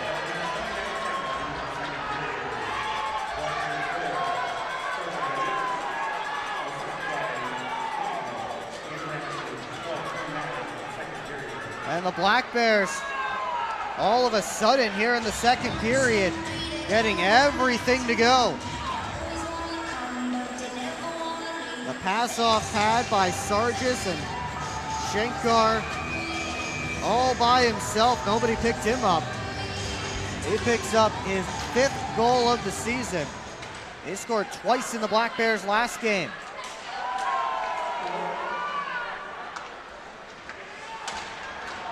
Prowlers looking for a response. Here comes Alexander Ray. Popped up in the air, and he was knocked down by Ramekers. James and Jesse Anderson getting into it behind the play. Meanwhile, bounces to Stubbs. Off his stick, Brockway taken in by Jansen. Ray and Stubbs digging for it. Lockhart coming in to join as well. 6.5 left to go in period 2. 3 quick goals by the Black Bears have turned a 2-0 Port Huron lead into a 3-2 Binghamton advantage. Shot from the point, tipped on net, and just off the outside of the cage. That was Jensen who got a stick on it. High up in the air, Bucell couldn't kick it in past Ramekers. Delayed offsides here against the Prowlers. Puck does leave the Binghamton zone before it's sent right back in. Ramekers claps it all the way around. Up to Jensen at the far blue line. Johnson got it to Favaro. He lost it. Jensen was trying to turn the corner. Bondarenko knocked it down with his glove. Got it to Jensen. Wouldn't shoot as Johnson got over. Weaver couldn't bring in the pass. Here comes Blake Anderson with speed. He shoots and a save made by Tomei. Price looking back towards the net. He tried to make a move. That didn't work. Now Swain. Lost it. Sent ahead. And ripped up to the blue line, but Weber bounced it back for Swain. Into the offensive end, Swain. Now a shot by Yates, handled by Cooper. He'll hang on for a whistle and a face-off. 5:09 left to go in period number 2. Well, the Prowlers are on the ice, so grab a glass of Proper 12 Irish whiskey. Proper 12, the official shot of the Port Huron Prowlers. Please drink responsibly. Crazy how you got all these things memorized. I think I would forget like 5 at least. I have a few of them memorized because I've just said them so often. Some of them I have to read. Yeah. Hey, you do good work up here, Will. That's crazy. You know, we're all pulling the rope. This is what you do on your computer all day. Yes. Loose puck grabbed by Steffen on the near side boards. Tried to get it back deep. Oregon spinning away from a couple of Black Bears. Batted ahead, and here's Graham with Lockney. Graham tried to slide it over. A good play by Stone. Prevented that pass from happening. Lockney centered, and Steffen got his stick in the way. Stone. Now Swain able to get it back. DeRazio left wing side, out of the box after serving his 14 minutes. Put it out in front. Johnson clears it away from danger, put right back on net, and sticked away by Cooper. Kirkby trying to cause Oregon some trouble. Lockney able to muscle off a forechecker. And he tosses the puck out. Stone trying to put it right back in. Parsons to Oregon. Indirect feed goes out of the zone. Black Bears wanted a too many men on the ice penalty. They won't get it because the Prowlers don't have enough. You're right. Prowlers streaming off the bench to even things up as Kirkby gets to it in the corner.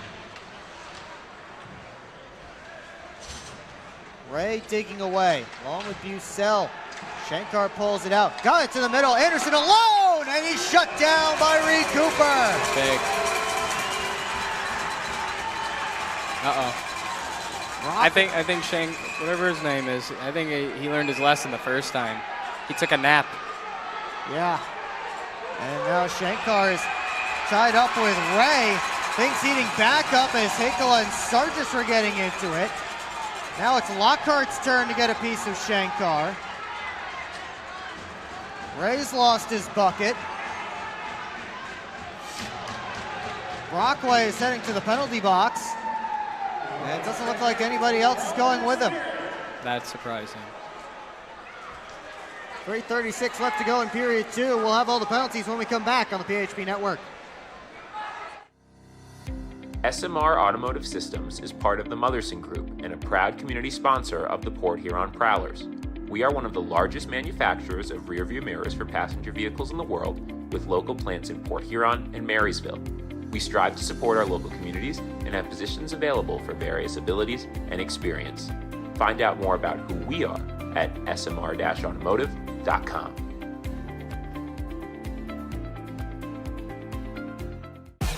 What's more authentic than a Hungry Howie's Detroit-style pizza? Nothing. We're not playing around with the pizza of our birthplace. Thick crust, cheese to the edge, sauce on the top. Where it belongs. We've seen a lot of fakes out there. Not here. This is authentic Detroit-style pizza. Order yours now online for $12.99. We sauce the top and rep for the 313 everywhere. We do bold. Hungry Howie's. Back here at McMorran Place, just over 3.5 left to go in the Hungry Howie's second period. The Binghamton Black Bears are going to their second power play of the night. Ben Brockway gets the only penalty for roughing. Yeah, it is. Expect that to come after the first period. We had, 4 power plays ourselves? You have to expect them to try to even it up, and especially taking one guy out of the pile. It deters the rest of the night normally, but not for us. We're going to keep coming, so we might see a couple more penalties. Off the face-off, Black Bears go to work. DeRazio out to Bondarenko, quickly across. Stubbs, DeRazio played it to an area. Bondarenko chases, he's tied up. Lockhart takes the puck, and Lockhart will go for a skate. Lockhart waiting until the final second before he dumps it down to the near side corner. Prowlers get 4 fresh killers out as DeRazio wheels ahead. Tried to drop it off, left it in an area. Here comes Millette shorthanded. Millette in front looking for Price. And Stubbs able to block the pass. DeRazio slams on the brakes. He's knocked down by Millette. Centered out in front. Stubbs to the middle, save Cooper! And Stubbs couldn't get the rebound. Jansen sells it down. Jansen again, save, rebound. Bondarenko played to an area. Kirkby couldn't get to go! Jansen sells it down. DeRazio floats it through, deflected, and just wide. A drive by Bondarenko. Not sure if that got all the way through. Cooper's lost his goal stick. Whistles blow, and everybody can take a breath. That's why they say he's one of the best. I don't know which save we should replay here. All of them. There's the one from Kirkby, and then I think a goal-saving play there. There's another one. Backhand. And Cooper got a piece of that one. Yeah, off the inside hand of his blocker. I think he tried to catch it with his hand. Never out of it. Yeah. Next thing, he's going to take his helmet off and try to make a glove save with it. the same rule that applies in baseball. You can't catch the ball with your hat. Is that a rule in hockey? You can't catch the puck with your mask. I don't know, but they'd probably make one up if Freed ended up doing that, just to hurt us at this point. Let's call it the Reed Cooper rule. Yeah. 40 seconds left in the Black Bears power play. Stone gave it away. Here's Bucell causing issues. And the Prowlers take control, and they'll waste some time back in their own end. Morgan saucers it all the way down.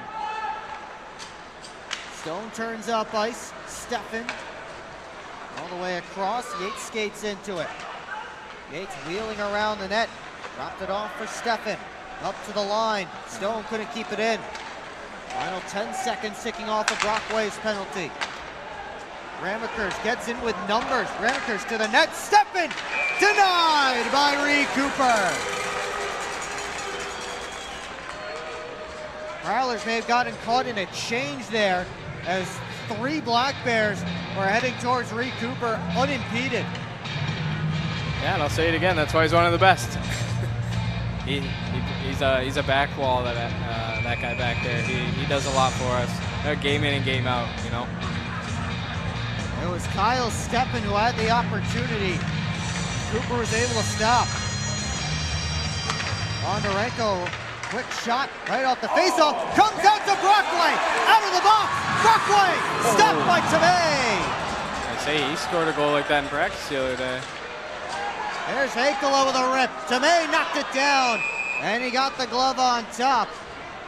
Ben Brockway, not someone you typically see on a breakaway, but he had an opportunity there. Minute 21 left to go in period number 2. As you see the puck got past everyone, here comes Ben Brockway. Tomei just got a piece with the blocker. Yeah, it's that move everyone's starting to use, right? Like the lefty going low blocker. Sometimes the goalies just get lucky though. Navarro keeps the puck. Yeah, He Grammer. scores! Not sure if Graham got a touch on it or not. He was all alone in front of Tomei, and we're trying right back up. Told you, it's the patent thing. He was trying to put it off his hip, but he had to use the stick that time. He's got to be careful. He's going to break the stick if he does that. Looks like Graham got the touch on it. Maybe his 15th goal of the season. Favaro sent a deflectable shot right through. And a good play by Favaro to keep it in and quickly on net. Didn't let the Binghamton defense get set. After the Black Bears scored 3 times in 55 seconds to take a 3-2 lead, Prowlers got it right back up. Just over a minute to go in what's been a wild period number 2. Dominic Tomei came into this game off back-to-back shutouts. Here come the Prowlers looking for more, but the pass from Graham to Millette didn't work. Kirkby up to D'Orazio, and here's a 3-on-2 for Binghamton. D'Orazio with a net sticked away by Cooper as Shankar was in the area. Prowlers can't get it out. Favaro up towards Lockney. Couldn't chip it past Stone. He gets it back deep. Kirkby brings it in. Checked by Johnson. Kirkby able to find it. His centering pass popped up in the air. Kirkby looks around for a penalty as he was knocked down to the ice. Prowlers clear off the glass all the way down, and this will be an icing. Stick around for the second intermission report right here on the PHP Network.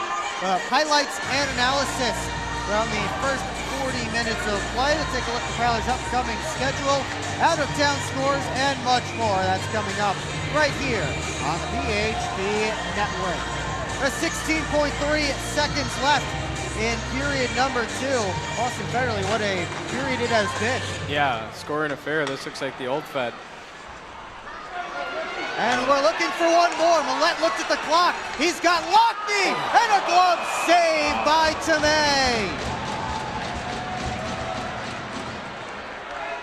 I think we got to stop shooting there. Dominic Tomei able to flash the leather once again. Watch Millette take a look at the clock right there. And he had Lochte coming. Durazio actually got a piece of that pass, so Lochte could just swipe at it. Dominic Tomei threw the glove at it. Yeah, just a look what I found save there. Prowlers making a change here. They have 4 forwards out here. Millette playing D along with Favaro. 5.5 seconds left to go. They don't win the face-off. Puck comes all the way through to the near side. Anderson right back on net. And that will do it for 40 minutes of play. A scoreless opening 20, a goal-filled middle 20. What will we get for the final 20? Stick around and find out here on the PHP Network. It is 3-all. Shots on goal in that middle period, favoring the Black Bears 17-13. And again, each team scored 3 times against 2 goaltenders that are not used to seeing 3 pucks go behind them in a single game, much less a single period. We do have our Brady Beaton now alongside Reggie Millette. Let's check in with the Prowlers Spirit. Brady Beaton down here on the ice with Reggie Millette. Reggie, a roller coaster of a period. Let's start with that first up. You get the goal to go up 2-0. Walk us through that goal. I just saw we got the puck on the weak side. I recognized they had a forward back, and I just thought that I could beat him to the weak side post. And saw what my feet could do there. Just skated as fast as I could to the weak side post and got a tap in there. So you take the 2-0 lead, they answer with 3. What were you guys doing in the first part of the period that maybe lacked a bit in the second half? Yeah, I would say a big key for us is playing the body, like finishing our hits. It'll just delay them with getting back into the play, getting into their positions. It also allows us to gain our position, so let the play develop a little bit more. If we finish our hit, we have more time with the puck, we can make a tape-to-tape pass. How big was Grammer's goal for the psyche and momentum going into the third period? Oh yeah, man, that's huge. You know, we're playing the best team in the league. We're tied game 3-3. It's right where we want to be. All right, well, Reggie, good luck in the third. Hopefully I talk to you again after the next 20. Yes, sir. Thank you. Will, back to you. Are we ready for checkup? Man, they're shutting the lights off on us. Somebody paid the electric bill here in McMorran. Reggie Millette with that goal. You saw it there, the second goal for the Prowlers, but back and forth action. Austin Federley, what a period that was. Yeah, I mean, it's not what we wanted to give up, but I mean, a good response. I mean, coming out 2 goals and then to respond the way we did, just to keep coming and keep putting pucks on net, like we said, all week. And, it's just a good response by the group. We're a resilient group, and that's how it's going to be for the rest of the night. Hopefully we can tighten a few things up on the defensive end. Maybe not let 3 more goals in the third, but, I think it's just a tightly matched 2 teams, and this is how it's going to be. Third period action will be coming up shortly here on the PHP Network. But first we have our second intermission report coming up. Once again, we'll go through some highlights and analysis from that first 40 minutes. Prowlers' upcoming schedule, out-of-town scores, and more. All that coming up here on the PHP Network.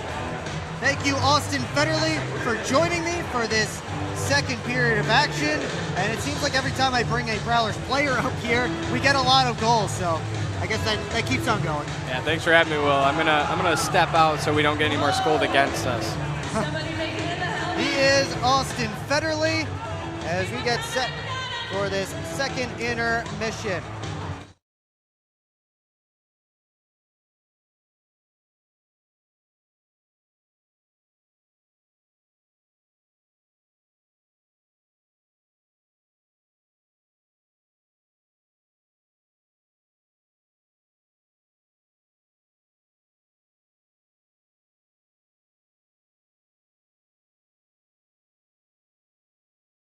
Valentine's Day, we will have lots of...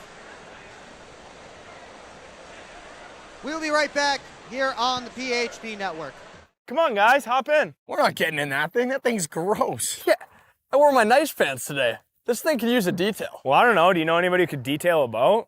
I think that guy could. Hi, I'm Logan from Ballard's Detail. I can detail your boat. From oxidized and faded to smooth and glossy, our professional compounding and waxing process will get your boat looking new again. Contact us today at 810-956-8318. Visit us on Facebook at Ballard's Detail LLC. SMR Automotive Systems is part of the Motherson Group and a proud community sponsor of the Port Huron Prowlers. We are one of the largest manufacturers of rearview mirrors for passenger vehicles in the world, with local plants in Port Huron and Marysville. We strive to support our local communities and have positions available for various abilities and experience.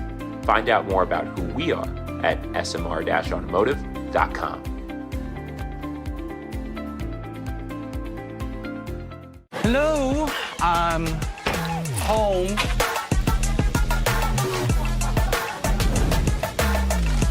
There he is. What is happening? Relax. We won. They brought back the snack wrap. Spicy or ranch? Spicy. Yeah, go. Yeah. Just one little bite. Can you stop? Oh, sorry. Gather your crew. Snack wrap is back. This isn't working. LJ, pass me those flyers. No look behind the back pass. It's a whole play. LJ, come on. Gap up. Close the gap. Close the gap. What are we saying? This isn't working. We need a shift change. Let's bring in the professionals.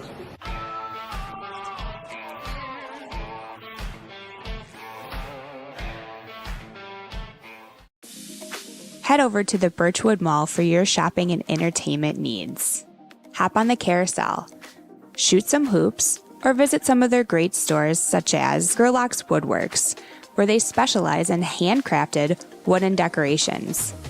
Add to your fan cave a Prowlers theme creation. Upgrade your bathroom at Luxury Bath Mobility Remodelers. They can fully customize your bath or shower to fit your needs, and they also do flooring. For the sports fan in your life, pick up a unique gift from Pro Edge Sports. Jam-packed with all kinds of memorabilia. There's something for everyone. And it's not a trip to the mall without Auntie Anne's pretzels. Grab a freshly made full-size cup of pretzel bites and wash it down with some frozen lemonade.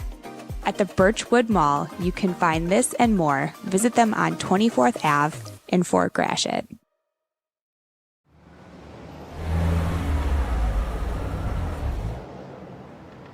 Hey guys, what's going on? Hi guys, we just stopped at Industrial Park Marathon to get some fuel and some snacks before the Prowlers game at McMorran. Nice. Yeah, we just stopped by here at Industrial Park Marathon so I can get a Slurpee before the game. Wait till after the game. If the Prowlers score 3 or more goals, Slurpees will be free. Thanks for the info. I'm going to get my Slurpee after, but we'll see you at the Prowlers game. See you at the game. Go Prowlers! Yeah, I don't know about this one, fellas. Boys, we don't overcome adversity by backing down. But yeah, I don't know about this one. That's reassuring. We're so screwed. All right, boys. Here's the game plan. LJ, you start with bananas. Wait, why do I have to do the bananas? Because you're the softest on the team. I don't want the bananas. This thing is gonna melt. We gotta hurry up. I won't do it. Okay, both of you. I will do the bananas and the whipped cream. Fets, please continue. Who's paying for this anyway? I am. I just bought my tickets for the Prowlers game this weekend, and the Milk House gave me 25% off my order. Fets, why'd you buy the tickets? You're literally on the team. For the discount. So are you all ready to give it a try? Oh, we're ready. It's true. Get 25% off your entire order at the Milk House, October through April. Simply show your ticket stubs at checkout and enjoy your discounted treat. Back here at McMorran Place, it is a 3-all game between the Prowlers and the Black Bears. Will Wiggleman, Brady Beaton up here with you. And Brady, was that what we were expecting out of period 2 after a scoreless opening 20? Yeah, right. It's quite the dichotomy between the first and second period. I mean, part of that is an extended power play for Port Huron to kind of get things going. And the other part is, you have Binghamton naturally bust legs. Even though they come in pretty early, it's going to take a while for them to get going. But Port Huron, they started off hot in that second period, and you have to take advantage against a team like this. You know what? I don't want to hear the bus lights excuse from Binghamton because I know they came in last night because Brooks Hill came to morning skate this morning and he had a DoubleTree cup in his hand. So I know they came in last night. I know they did, but still, it's just natural working things out. You're always going to be a little more fresh in the second period than you are in the first. And this is a really solid team. And once we get to the highlights, we'll talk about how important it is. Hey, you get a 5-on-3. I know they weren't both technically power play goals, but they essentially were 2 power play goals. That gives you a little cushion so that when you have a kind of a stinker of a 10-minute stretch, you can survive it like the Prowlers managed to do. Well, they did survive, but let's go back to that power play at the beginning and those power play goals. And it started with a 5-on-3, right? And you know, I mentioned it right at the beginning of the period, big opportunity for the Prowlers. Blake Anderson gets his first one-timer here stopped. Jamie Bucell hunting pucks to get back to Blake Anderson for an absolute corner pick. Well, how many times have you heard Chris Paulin talk about winning the creases? And that's an example of winning the crease. Bucell makes that play happen. Obviously a great shot to put it into the corner, but it's the effort from Bucell and one of the leaders on the team, and that's why he was able to make that happen, is the effort allowed the opportunity. Again, we've talked about creating your own luck, another example of that. Now it's currently down as a power play goal, but just as that second penalty expired, the Prowlers got another one, and this one on a rush. And it's Matt Graham, and you talked about with Reggie Millette able to get behind Ivan Bondarenko and get to the net first to make it a 2-0 game. I think Reggie was a little fired up for this one. I mean, that, again, just effort. Matt Graham, a veteran, nice sauce pass across the crease and right on the doorstep. Reggie did all the work before the puck came to him. When it got actually to him, all he had to do was chip it in. Heck of an effort from Reggie, and you know, he's a pretty emotional player. That might be as fired up as I've seen him this season to score a goal. And it was 2-0 Prowlers at that point. You know, it felt like things were really going Port Huron's direction, but the talent that they have over there on the visitors bench for Binghamton, up and down the lineup, you knew they would be able to get some opportunities, and they were able to score on their opportunities. You get 3 goals in 55 seconds from the Black Bears. First one, Stubbs to Bondarenko, pretty similar to Reggie Millette's goal from earlier in the period. And then they get another. This one, Gavin Yates, maybe he caught Reed Cooper cheating the pass a little bit as he caught Cooper on the short side to tie the game. And shortly thereafter, another rush. Nice move from Garrett Sargis and Jacob Shankar on the backside. Again, all of that happening within 55 seconds of game time. Well, the first one, it's why when you hear every hockey player from the show down to Pee Wee talk about, got to get pucks on net. Oh, they got a puck on net and it got tipped in. The other one, hey, Gavin Yates is a pretty good player. He's been an integral part. He's been a pillar of this Binghamton team. He's going to pick the corner every once in a while. And the last one is probably the one that the Prowlers want back the most. If you ask Reed Cooper, probably a rebound he could have controlled better. And if you ask a couple of the guys on the ice, probably could have won the crease a little more. We talked about the first goal with Bucell, how they won the crease there. I don't think they won the crease on that one. You know, the other ones, yeah, you get your sticks in the passing lane on the first one. The second one, maybe you get in the lane of the shooting lane of Yates a little more. But the third one is probably the one when they look back on film, they're going to say, yeah, we could have done a little more on that one. It was a 3-2 game at that point, and it felt like all the momentum had swung dramatically all the way back to the Binghamton Black Bears direction. But it's funny how quickly just one goal can help things, and that's just putting pucks on net. Nick Favaro tipped in by Matt Graham. Yeah, you know, it was funny. I was talking behind the bench or behind the glass after the goal went in.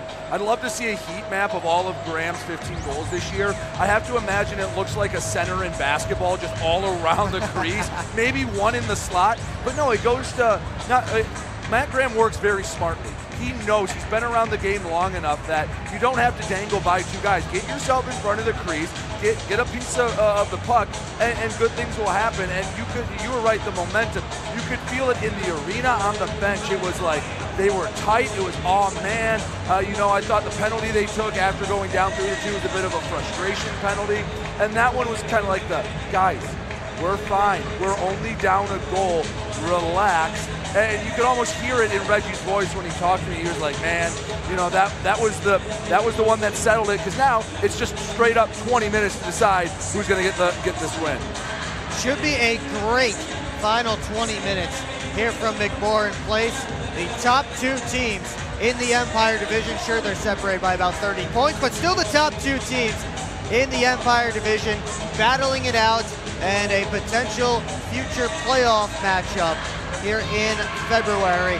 This is the final weekend the Black Bears will be here at McMorran Place in the regular season. You'll get to see them again tomorrow night.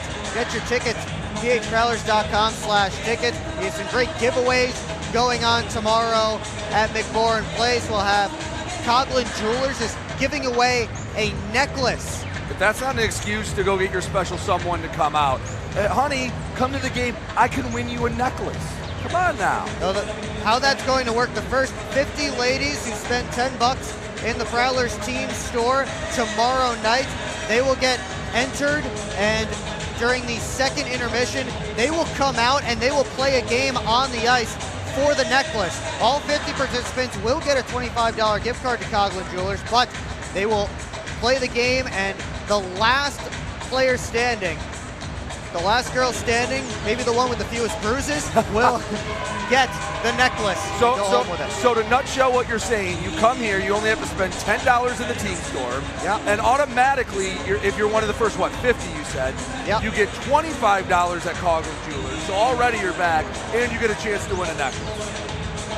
That about sums it up. Seems like a no-brainer. Seems like a no-brainer. You can get your tickets now, phprowlers.com/tickets. Much more to do on the intermission report. We'll be right back here on the PHP Network.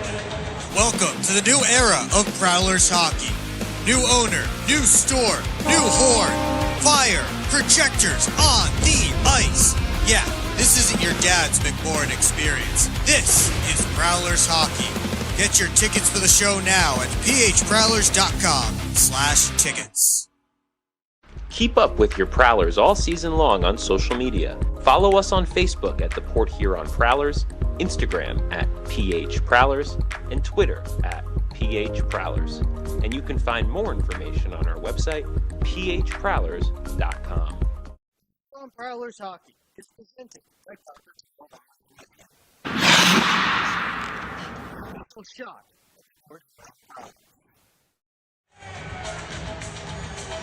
Back here at McMorran Place, fans are having fun. It's a 3-3 game between the Port Huron Prowlers and the Binghamton Black Bears. Will Wiggleman once again here with you on the PHP Network. Thanks so much for joining us tonight. And before we continue on, let's take a look at what's coming up next for the Prowlers with their upcoming schedule. Well, we had the coaches show at Wings Etc. this past Wednesday. Prowlers will be back home tomorrow night against these same Binghamton Black Bears, 6:05 p.m. And then they head out on the road to Topeka, 3 8:05 p.m. games in a row. So that will be very interesting against the Topeka Scarecrows, a team that's trying to challenge the Prowlers for second place in the Empire Division. You'll be able to find all of those games right here on the PHP Network. Let's take a look at what's going on around the league with the Scarecrows and all the other teams in action tonight with our out-of-town scoreboard presented by Love After Hours Boutique and Boudoir. Start with the PD Ice Cats, who have a 3-1 lead on the Twin City Thunderbirds through 40 minutes of play. No goals in the second period, but PD is outshooting Twin City 39-12 in that game so far. Blue Ridge Bobcats have opened up a 5-2 lead on the Watertown Wolves late stages second period, as the Cats scored 5 unanswered goals after giving up the first one of the game. It was 5-1 by the end of the first. Darian Benchich has the only goal of the second. That made it 5-2. Moving on to the Indiana Sentinels visiting the Danbury Hat Tricks. Sentinels have just scored, so make that a 2-all game. Just moments ago, they just finished period 2. Ethan Esposito scored in the final minutes to tie it up at 2, and Eli Rivers and Greg Sosinski got the hat tricks on the board. First, Bogdan Zinchenko and Ethan Esposito answered. That one all knotted up heading into the third. Columbus River Dragons have a 4-3 lead on the Baton Rouge side. It goes, they've gone back and forth in Columbus. Ryan Hunter has scored the most recent goal for the River Dragons, a power play goal late in period 2. They are still playing in the second period in Georgia. How about those Scarecrows who we just mentioned moments ago, the Prowlers' next opponent next week? They have a 2-1 lead over the Biloxi Breakers in Mississippi. Cam Clark and Jacob Gagnon have goals, sandwiching one from Matt Stoya, who's making his return to the beach tonight. It is 2-1. Scarecrows have the only 7 shots of period 2 so far. They're about 8.5 minutes into the middle frame. Finally, the Monroe Moccasins have a 1-0 lead on the Athens Rock Lobsters. Sam Turner with the only goal so far. They're still playing late stages of period 1, of course, here. 3-3 between the Prowlers and the Black Bears. Out-of-town scoreboard is presented by Love After Hours Boutique and Boudoir. Use code Prowlers for 15% off at Love After Hours. Take a look at our Gunther Graphics game stats. We turn our attention back to this game. Prowlers are officially 2 for 6 on the power play so far. Black Bears 0 for 2. Binghamton with the lead 26-21 in the shots on goal department. And you see the penalty minute disparity there. A lot of that due to the 10-man misconduct belonging to Austin D'Orazio from the end of period 1. Prowlers have taken advantage on the power play, and that is why we are tied as we get set to begin period number 3. And that is the CJ's Bar and Grill third period. So I know I've been saying it all year long. We have no partner for the third period. CJ's has stepped up. So shout out CJ's. You'll see their logo on the scoreboard when we bring it up in just a few moments. Black Bears hitting the ice here, led out by Dominic Tomei, who has, according to our in-arena shot clock, made 23 saves on 26 shots. Reed Cooper out on the ice for the Prowlers. The rest of his team heading out to join him. Cooper's the one that stopped 23 of 26. Tomei has made 18 saves on 21 Prowler shots. Hurry down those stairs, boys. It's time for hockey. To get a great look at those Star Wars jerseys special here tonight for the Port Huron Prowlers. Those will be auctioned off following the game to benefit the ARC of St. Clair County, who does so much work with people with disabilities. They are a great charity to help promote. And again, the presenting partner here on Star Wars night, they'll get all the proceeds from those sick jerseys. Third period about to begin, tied up at 3 goals apiece.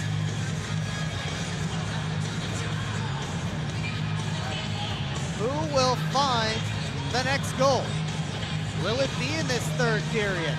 Will we need more time? Many questions to answer. Both teams begin with their top lines, Matt Graham and CJ Stubbs, to begin the CJ's third period. We're underway. Graham fires the puck down deep. Reggie Millette in front. And that one pinball right back to Millette. Save to May. Pinballs around. And Bondarenko able to settle it down, get it out to Stubbs. Back to Bondarenko off his skate. Favaro able to push the loose puck towards Johnson. Now Millette with 2 Black Bears on him. Jensen picked it off. Slid it over to the far side. Stubbs to the point. Quick shot to Razio, tipped wide by Bondarenko, who made his way to the front of the net. Now Stone Floats it across. Graham over to Johnson. Waiting for a passing option. He has Price. In with speed. Over to Millette. Left to the net. Save to May. And he'll clamp the glove on top and get a whistle and a face-off. Just 55 seconds into period one. Prowlers have that line of Anderson, Price, and DeCumbis that Austin Federley spoke so highly of during the second period. Said how much he hated going against that line in practice when he played defense. Federley was back up at forward this week in practice, but still on the IR, still on the mend. He was wearing one of those non-contact yellow jerseys. Price hustling after Ramaker's behind the net. Swept up the boards. D-to-D pass. Brockway lets it go off a stick. Kirkby slid it only as far as Blake Anderson. He couldn't let a shot go. Kirkby got it to Shankar. Chased down by Brockway. And then Shankar the reverse hit on Ben Brockway. Centering feed Sargis. Shankar on the backhand save. Cooper. Shankar centered. Sargis stopped by Cooper. Anderson sidestepped a hit from Shankar, hit his captain Kirkby. Puck still in the Prowler zone. Price able to pull it. And now Port Huron regroups, both teams making changes. Tipped in by DeCumbis. Weber circles the net, drops it off for Jesse Anderson. Swain pops it out. Weber at the red line, couldn't get it deep. Hakeala turns it the other direction. 3 Black Bears around R2 Hakeala. Yates slips it towards Swain. Prowlers trying to knock it back out. It goes deep. Swain tried to sweep it out in front where Steffen was, didn't get there. Yates over towards the far side. Swain takes it off the boards. But he cycled it right to Tim Organ. Slid out Bucell. They'll just toss it in deep. Prowlers get a 5-man change. Over 2.5 gone in period 3. Yates wheeling up into the offensive end, and he left the puck behind. Millette tried to find Lockney on a counter, didn't get all the way to him. Here comes Millette, hustling in, and a save by Tomei aggressively, a couple of feet outside of his goal crease. Hey fans, we'd like to wish a very happy 60th birthday to Quake. We'll get a face-off deep in Black Bears territory. Reggie Millette looking for his second of the night.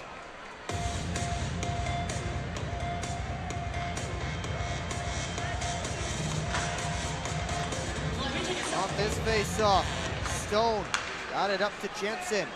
Sent it across, Durazio kicked it along. Graham fires it right back deep. Stone up to Jensen. Rink wide feed on the stick of Bondarenko.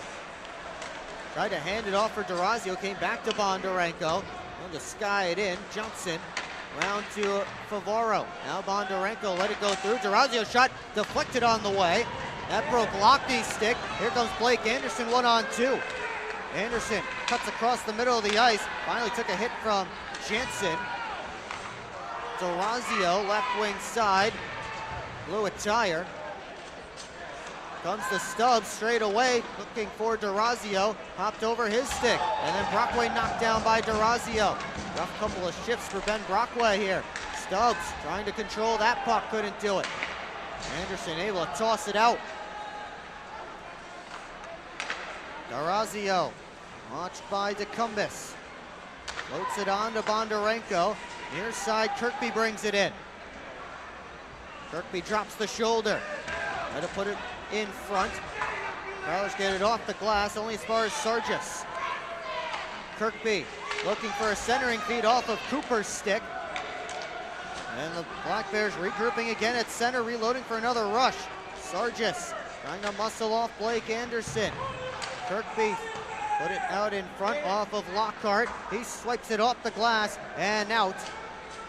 Jesse Anderson chasing after it. Hakeala chasing after Anderson. Long lead pass. Kirkby floats it towards Swain, couldn't knock it out of the air. Swain taken in by Bucell. Back to the line. Ramaker's shot sticked up and out of play by Cooper. Black Bears with a lot of jump in this third period. They got the first few opportunities, and Reed Cooper already with 5 saves in this third period.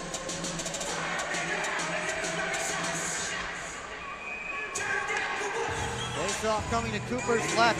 Cervoni lined up right behind Kyle Steffen, the centerman. DeCumbus won the draw back though clean. Favaro up towards Anderson. He couldn't knock it down. Now Price stapled by Cervoni. Weber left it for Cervoni. Moved ahead, Steffen had it knocked back. Yates couldn't get the puck deep. Prowlers look to move right out. Johnson floats it in the direction of DeCumbus, just bounced over his stick. Reverse for Cervoni. Swain plays it away from Lockney. Here comes Steffen, dropping it off. Yates all the way around the net. Yates lost the handle, got it up high. Cervoni surveying, got it down deep. Steffen centering feed and didn't get all the way through to Jansen. Prowlers had that tied up. Johnson for Anderson. Just lofted out of the zone. Turned right back up by Jensen. Steffen gets it deep. Favaro leaves it for Johnson. Johnson spins away from Jansen. Off a skate, here's Jansen alone, and Cooper makes the save and hangs on. Reed Cooper stands tall once again. We will take a timeout. 14 minutes left to go in regulation, still tied. Hi, what can I get for you? I'd like some McMorrin fries, please. All right, that's going to be $4. Okay. She shoots, she scores with the new Prowlers debit card. Don't you have somewhere to be? The game's on. Get your Prowlers debit card only at Flagship Community Federal Credit Union, located on Lapeer Road in Port Huron. Flagship Federal Credit Union is federally insured by the NCUA.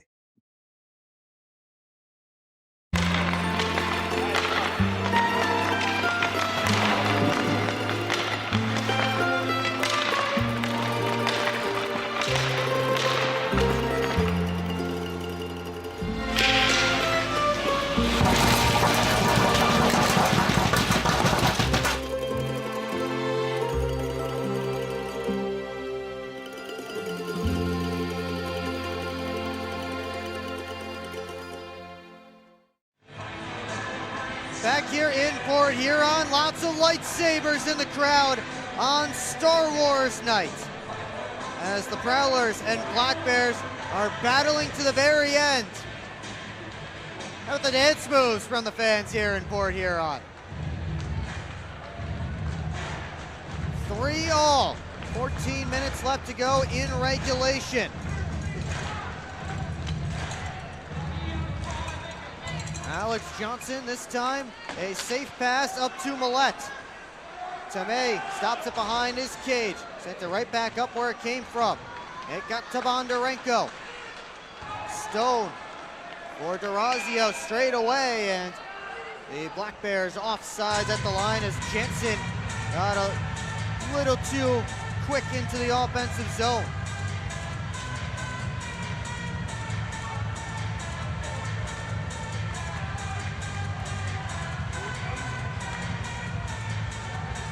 CJ's Bar and Grill keeps the kitchen open until 1 a.m. and they'll give you a 10% discount for wearing Prowlers gear on a home game day. It's the perfect place for all of your post-game celebrations. CJ's, of course, also the sponsor now of this third period, which again, after all of my cries all season long, we finally have a third period sponsor. Bucell firing ahead. Bucell couldn't make a move around Stone. And Stubbs slid it out towards Jensen. Prowlers regroup again. Lockhart all the way up to James, who tips it in. Bucell wins the race, slipped it out in front, but nobody home for the Prowlers. Their defense was in the midst of a change. Parsons up towards James, who gets a touch on it. So no icing. Jesse Anderson couldn't play it around behind the net to Cumberson on the forecheck. Shankar bottled up by Price. And now it's DeRazio, who's always jumping in on the offensive opportunities. The rookie defenseman has had an impressive season so far, 38 points in 33 games for DeRazio. He's off now as Ramakers and Anderson, the third D pairing for the Black Bears, is out right now. Anderson, left wing side, is shot stopped by Cooper. Blake Anderson, the first one there. And now wheeling up is Lockney. He steps around Sargis. Lockney gets in. Lockney drops the shoulder to the net, save to May. Shankar for Kirkby. Sargis trying to find a teammate. He'll cycle it down to Shankar. Got past him. Favaro wheeling ahead. Gets around Steffen. Favaro with a soft toss in deep. Sidestep the check from Jesse Anderson. Black Bears sent it around the boards and out.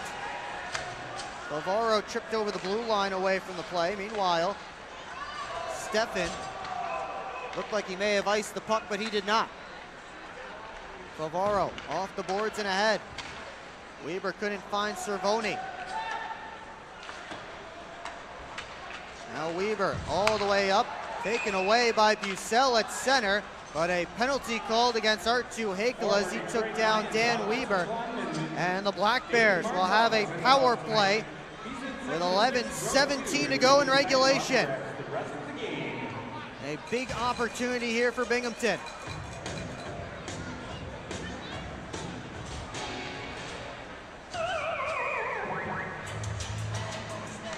Black Bears man advantage is 0 for 3 so far.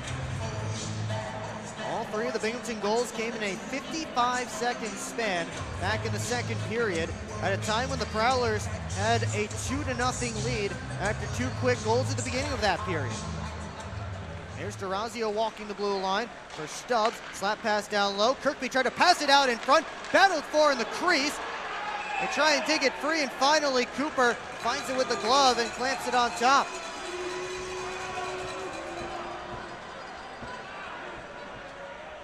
Some chaos over in the Prowler net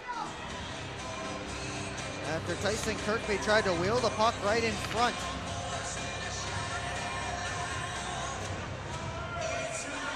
Again, another face-off to Cooper's left. They take another look at that opportunity. Kirkby on his backhand, put it out in front, and then everybody started digging away. There's Stubbs, down to Kirkby.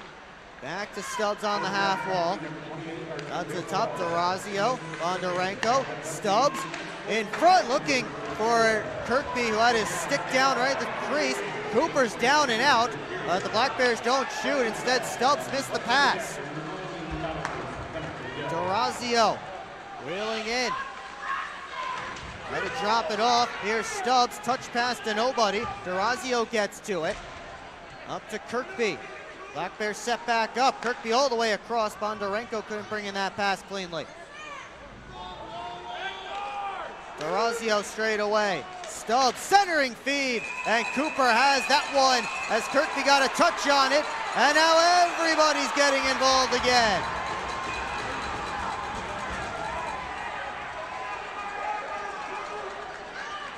Looks like penalties are coming up here. We'll see to who.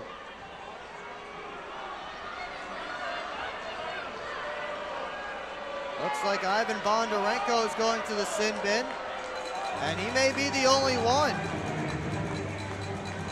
We take another look. Kirkby got a touch on that shot, but Bondarenko right there giving some extra shoves to Bobby Price. Maybe that's the penalty.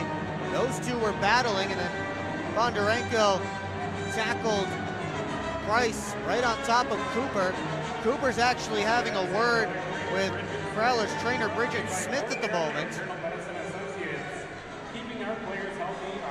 Bridget heading back to the Prowler bench. We'll have some 4-on-4 action for a minute and 4 seconds here, or a minute 3 seconds.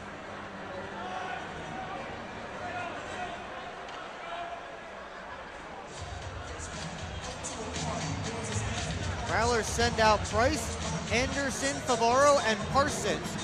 Black Bears going with Yates, Swain, DeRazio, and Stone to start the 4-on-4. Plenty of open ice here.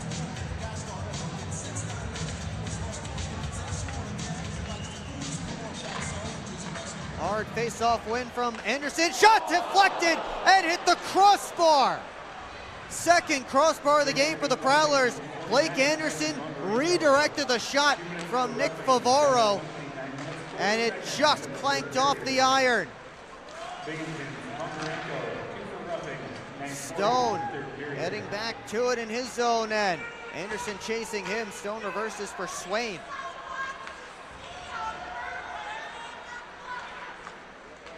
Yates up the right wing side. Tried to cut in. Got it to DeRazio. A backhand pass in front. Karams to Stone. Has to deal with Blake Anderson. They both go down. Cell digging as well. Yates comes in. And it's fired off the far boards. And it bounces out of the Prowler zone. DeRazio slides it to Yates. Has Stubbs working in. Drops it off. Yates spins back. And just a couple of seconds, this will become a Prowlers power play. DeRazio now with a short-handed opportunity. Jesse Anderson will waste as much time as he can before firing it all the way down. Prowlers with a 45-second abbreviated power play here. Millette in no hurry. Millette tripped up by Stubbs. Another penalty coming up as Kirkby touches up, and CJ Stubbs will head to the box. Prowlers will get another 5-on-3, their second of this game. They scored on their first opportunity. We will have that for you when we come back past the midway point of period 3 here on the PHP Network. Discover everything banking should be with Advia Credit Union, like earning real financial advantages. You can earn up to $1,000 with your new account. Plus, save an average of nearly $4,000 in interest when refinancing. Get started with a low-rate credit card balance transfer. Enjoy easy access to your money, anytime, anywhere. Make the switch today at adviacu.org/real people. Advia Credit Union. Real advantages for real people.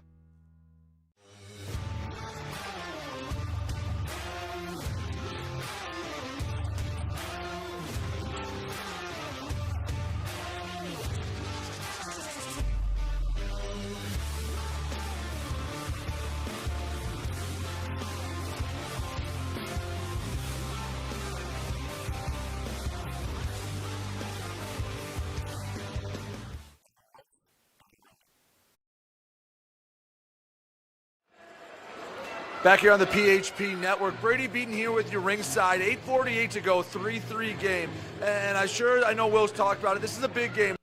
Not just to test yourself against the top team in your division, against the two-time defending champs, but if you look a little behind in the standings, Topeka right on the Prowlers trail.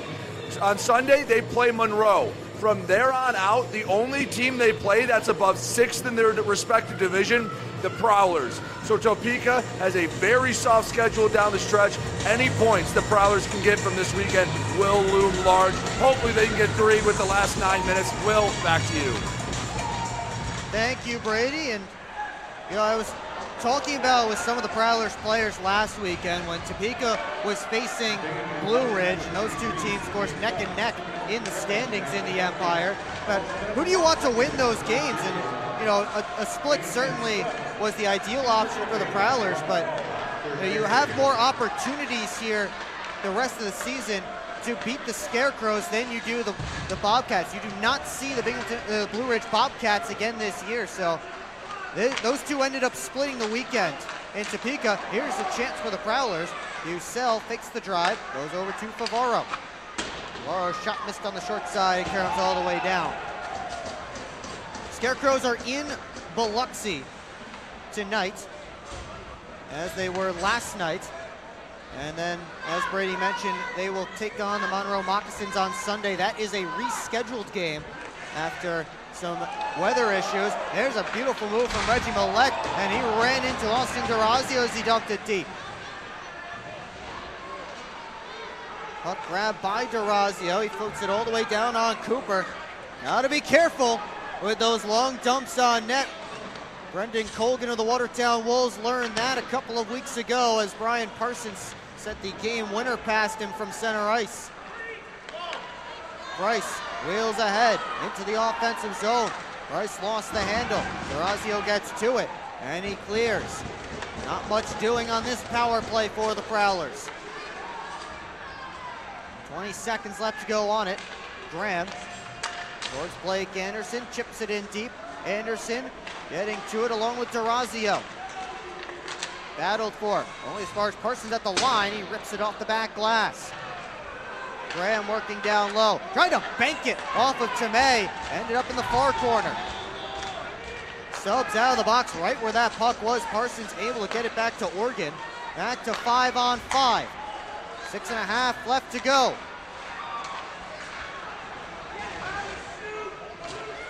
Sargis trying to settle the puck down.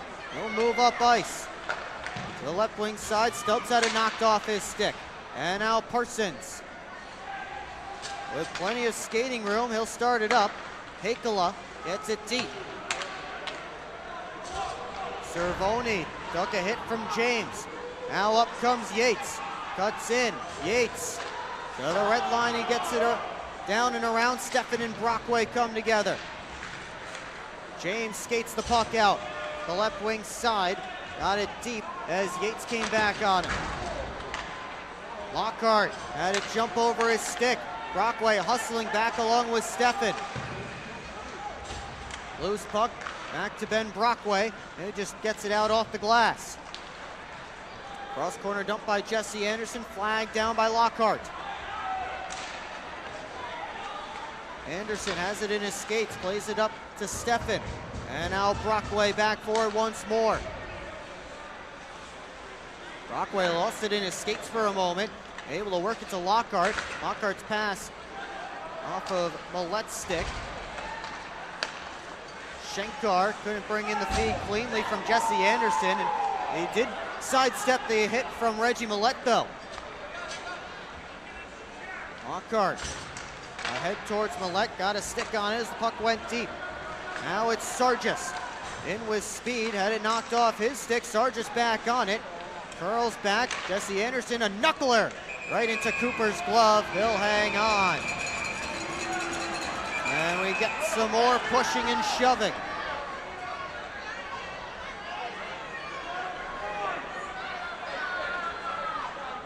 Everybody's separated. We will take a timeout. Less than 5 to go. A 3-all hockey game in Port Huron between the Prowlers and the Black Bears. Discover 1195 Gastropub in Marysville. Burgers, pizzas, apps, and pub favorites like filet mignon and grilled salmon. Open Monday to Friday, 4 to 9 p.m., weekends 12 to 9 p.m. Join us for happy hour, Monday to Thursday. Enjoy half-off bottles of wine every Wednesday, and don't miss Thirsty Thursday with $4 draft beers. Great food, cold drinks, good times. That's 1195 Gastro Pub. It's time to wake up on the sunrise side of Michigan. Wake up to beautiful beaches. Wake up to vibrant urban landscapes. Wake up to unique eats. Wake up to charming coastal towns. Wake up to cozy entertainment. Wake up to Michigan's Thumb Coast. Plan your perfect wake-up call using bluewater.org. We invite you to tune into our next broadcast. That will be tomorrow night as you get a look at the broadcast booth there at the top. Puck drop will be scheduled for 6:05 p.m. Pregame show starts at 5:50. Prowlers and Black Bears do it again. It's all right here on the VHB Network.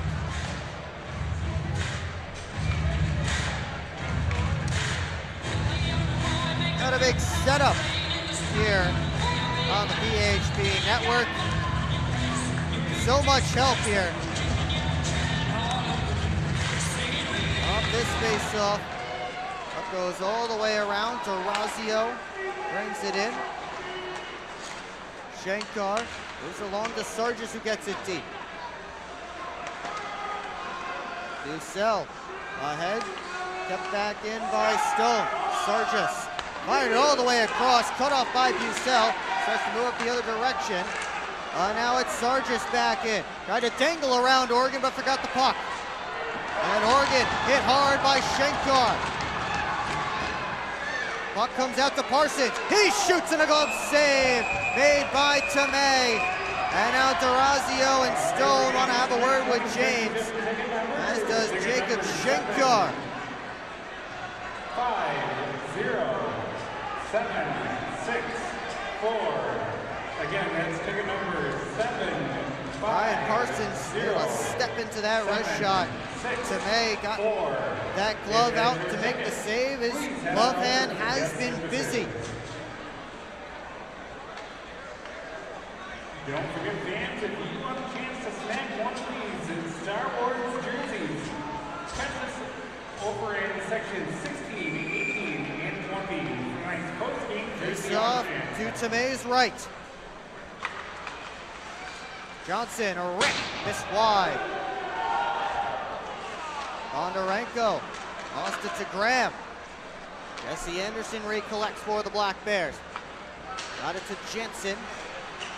Jensen off the boards and out all the way down it goes. And an icing called against Binghamton with under 4 minutes left to go in regulation. What a great game this is turning out to be. A scoreless opening period, followed by a 6-goal second, 3 goals for either side, and still none yet in this third period. Here's Anderson for Jensen. That's a Ramakers, he'll start north. Into the offensive zone, Ramakers keeps on chugging before running into Nick Favaro behind the Prowler net.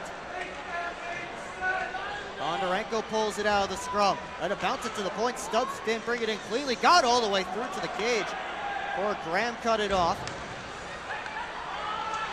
Ramakers out to Jensen. Back to Ramakers. They couldn't slide it down deep. Prowler's trying to move out, but they couldn't. Here's Ramakers. In front, they score! Mac Jensen on the backside has given Binghamton the lead with 3:17 to go.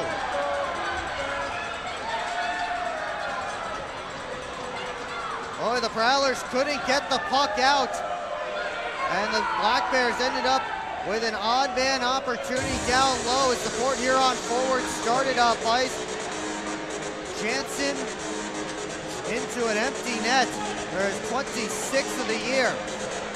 And now the Prowlers need to see if the Force has one more piece of magic left in it tonight.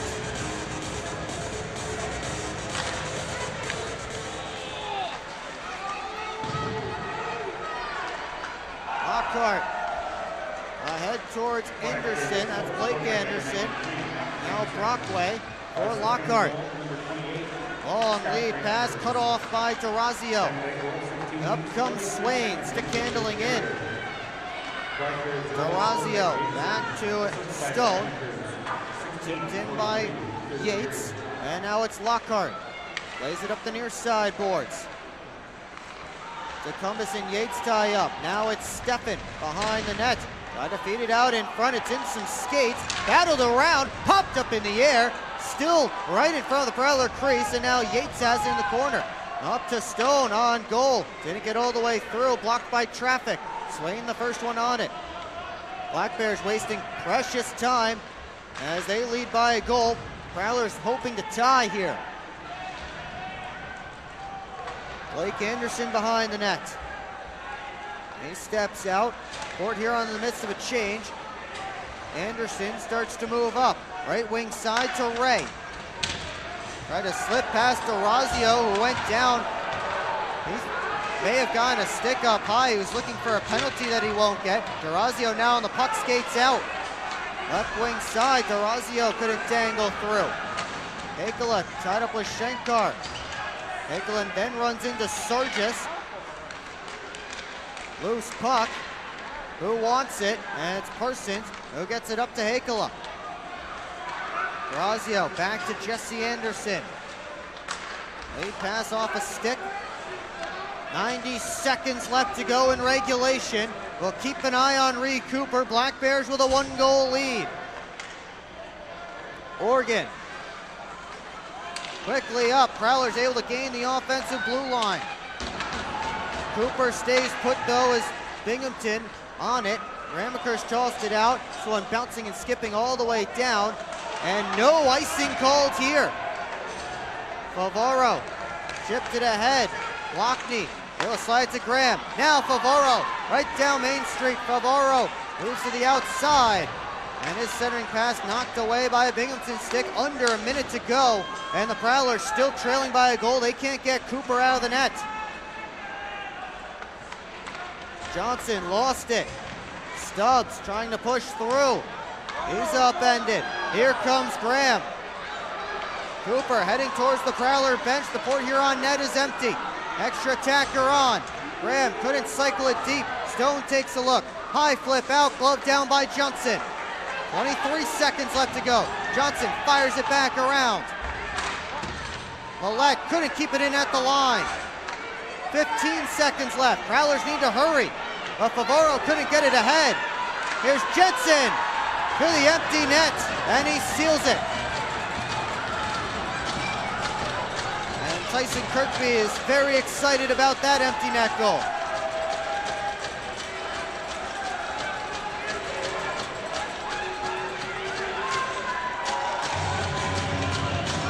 Mac Jansen with his second of this third period. That will effectively end this game with 9 seconds left. And it looks like the Black Bears will end the Prowlers' 4-game win streak.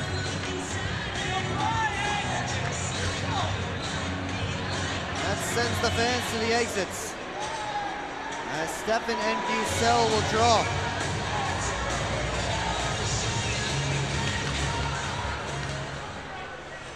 James pushing and shoving with Sargis. The Binghamton Black Bears, on the strength of some late goals by Mac Jansen, take down the Port Huron Prowlers tonight by a final score of 5-3. Black Bears have now, if the Watertown Wolves fall to the Blue Ridge Bobcats, the Black Bears will officially clinch a playoff spot. And right now the Bobcats have an 8-3 lead over the Wolves with about 5.5 minutes left in regulation. So it looks like in all likelihood, the Black Bears will clinch a playoff spot here tonight. So Prowlers salute their fans. We want to remind you once again, tune into our next broadcast. That will be tomorrow night, when the Prowlers and the Black Bears do it again. Puck drop scheduled for 6:05 p.m. and the pregame show starts at 5:50. It's all right here on the PHP Network. But for now, coming up on the PHP Network, we have the postgame report with highlights and analysis, the final game stats, locker room reaction, and much more. So don't go anywhere. Still much to do here on the PHP Network.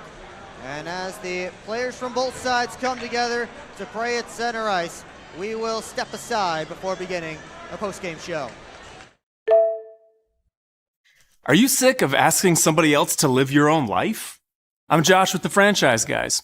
If you're ready to quit your job or build your empire, I'll help you trim down my 800 franchise brand partnerships down to a few that fit you, fit your goals, and fit your budget. With options from senior care to airplane detailing, there's an opportunity for you. Owning a franchise can have up to a 90% success rate. That's better than job security. With the systems and support of a franchise, you won't be making all those costly mistakes as you would if you started your own business from scratch. And with options as low as $6,000 to get your own job-replacing business, there's no better option for you than to book a free call with me and my team. Visit GoFranchiseGuys.com. Stop dreaming about a better life and go live it.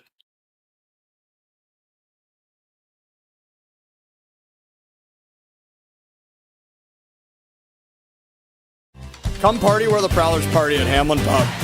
With 10 locations including locally in St. Clair, Richmond, and Chesterfield.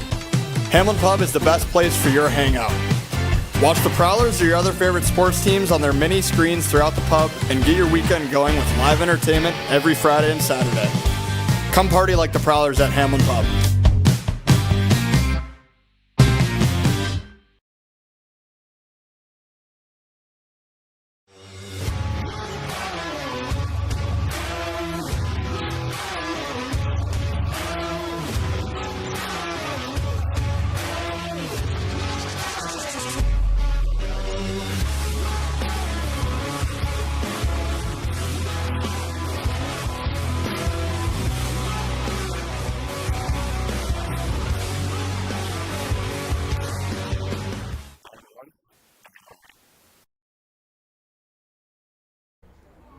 Yeah, I don't know about this one, fellas. Boys, we don't overcome adversity by backing down. But yeah, I don't know about this one. That's reassuring. We're so screwed. All right, boys. Here's the game plan. LJ, you start with bananas. Wait, why do I have to do the bananas? Because you're the softest on the team. I don't want the bananas. This thing is gonna melt. We gotta hurry up. I won't do it. Okay, both of you. I will do the bananas and the whipped cream. Fets, please continue. Who's paying for this anyway? I am. I just bought my tickets for the Prowlers game this weekend, and the Milk House gave me 25% off my order. Fets, why'd you buy the tickets? You're literally on the team. For the discount. So are you all ready to give it a try? Oh, we're ready. It's true. Get 25% off your entire order at the Milk House, October through April. Simply show your ticket stubs at checkout and enjoy your discounted treat.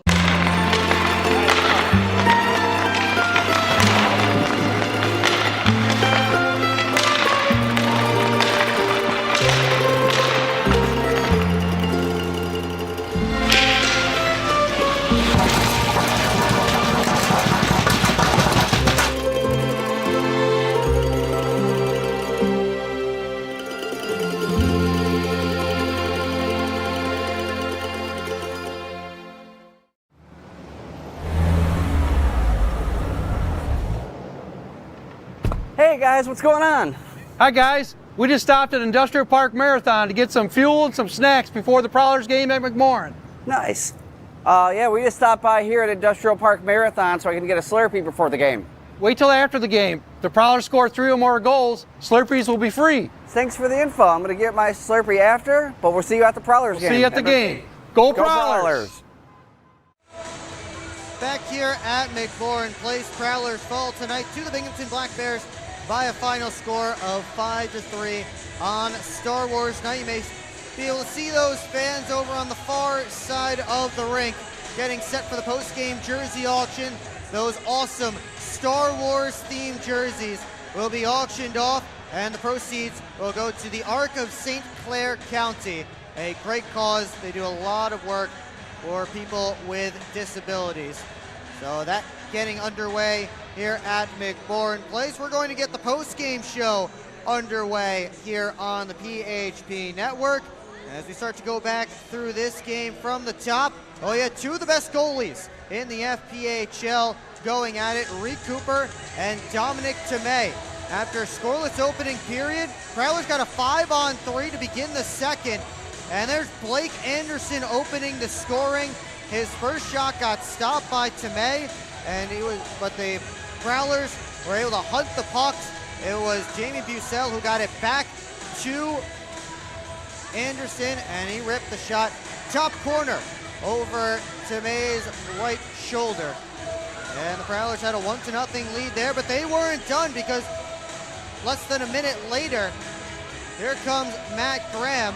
And watch Reggie Millette in the middle of your screen hustling ahead to get behind the Binghamton defense. Nice saucer pass from Graham to Millette. And he taps it by Tomei. And it was 2-0 Prowlers at that point. They were rolling. But then the Black Bears got their opportunities, and they scored a few goals on the rush. And the first one, a little bit similar to Reggie Millette's goal, as Bondarenko got behind the Prowler defense, snuck his way to the net, and CJ Stubbs found him there. And then it was Gavin Yates, who, I mentioned it, may have caught Reed Cooper kind of cheating a little bit on the pass, thinking there might be a pass. Yates caught him on the short side, blocker side, and all of a sudden it was a 2-all game. And then the Black Bears were not done, as Garrett Sargis came wheeling in. His shot was stopped by Cooper, and Jacob Shankar there to clean up the rebound. All in all, 3 goals in 55 seconds for the Binghamton Black Bears. In the blink of an eye, a 2-0 Prowler lead became a 3-2 Black Bear lead. That second period wasn't done, and in the final minutes of the middle frame, the Prowlers got themselves back to even, as Nick Favaro kept in a wrap by the Black Bears. And take another look at Shankar's goal here. Yeah, and that made it 3-2 at that point.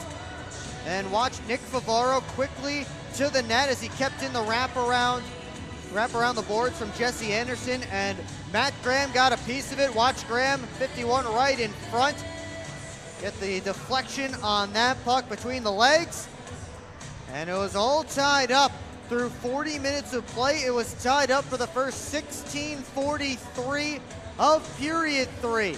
But that's when the Black Bears were able to strike. Prowlers trying to exit the defensive zone. Scott Ramakers did a fantastic job holding the blue line. All 3 Prowler forwards exited the zone and started moving up ice. And instead, Ramakers found Mac Jansen on the back side.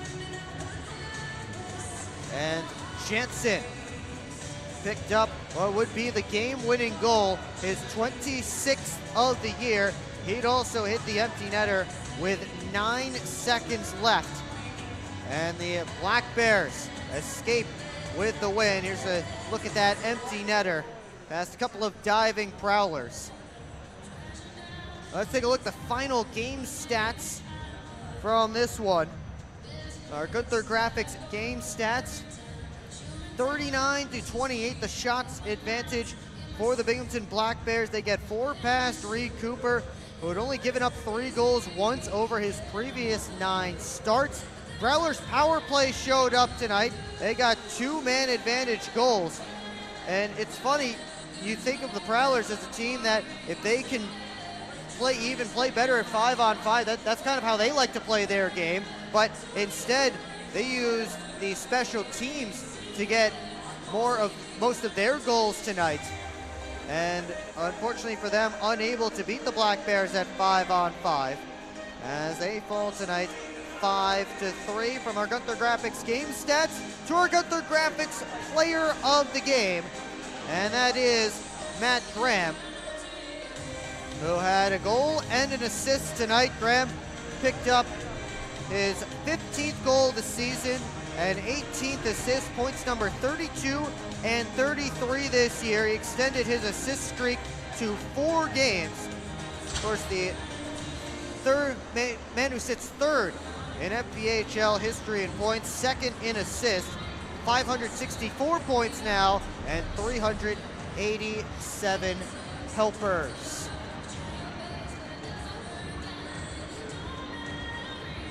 And it looks like we will hear from the aforementioned Matt Graham, as he is standing alongside Brady Beaton for our Gunther Graphics Player of the Game interview. Down here with our Gunther Graphics Player of the Game, Matt Graham. There was some good in this game. Let's start with that. What did you think were the positives to take away from this one? Yeah, I thought we put a good first 20 together.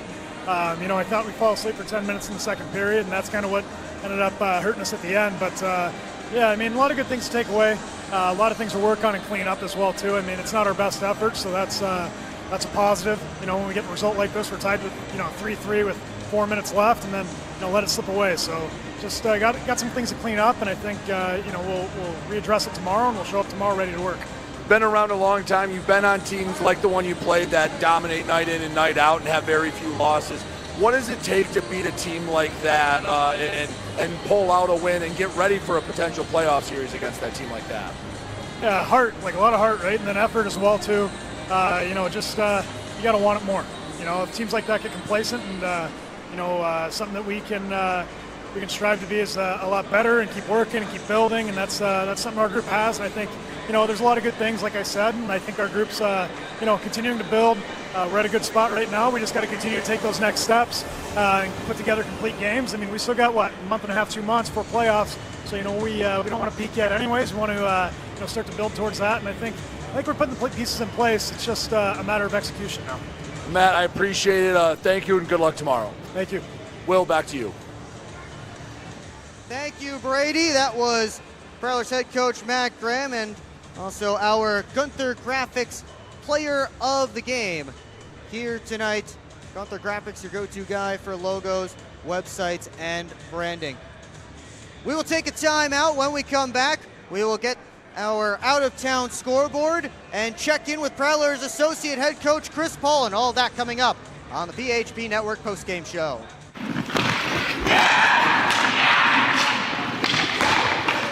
Hockey is like a business. One missed pass can derail the perfect plan. Have Taft Consulting help you get your whole team on the same page. They have the expertise to help you follow through on all your goals. Find out how they can help you today by emailing taftconsulting@outlook.com. Hello, I'm home.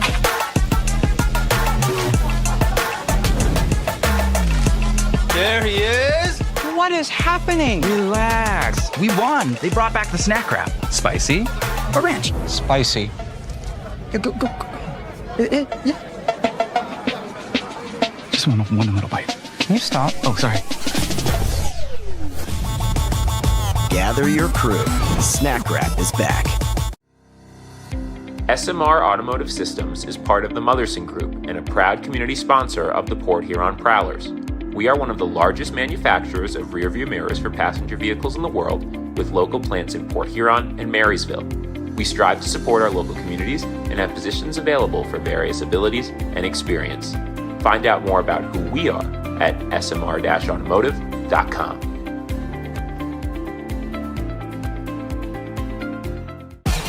What's more authentic than a Hungry Howie's Detroit-style pizza? Nothing. We're not playing around with the pizza of our birthplace. Thick crust, cheese to the edge, sauce on the top. Where it belongs. We've seen a lot of fakes out there. Not here. This is authentic Detroit-style pizza. Order yours now online for $12.99. We sauce the top and rep for the 313 everywhere. We do bold. Hungry Howie's. This isn't working. LJ, pass me those flyers. No look behind the back pass. It's a hope play. LJ, come on. Gap up. Close the gap. Close the gap. What are we saying? This isn't working. We need a shift change. Let's bring in the professionals.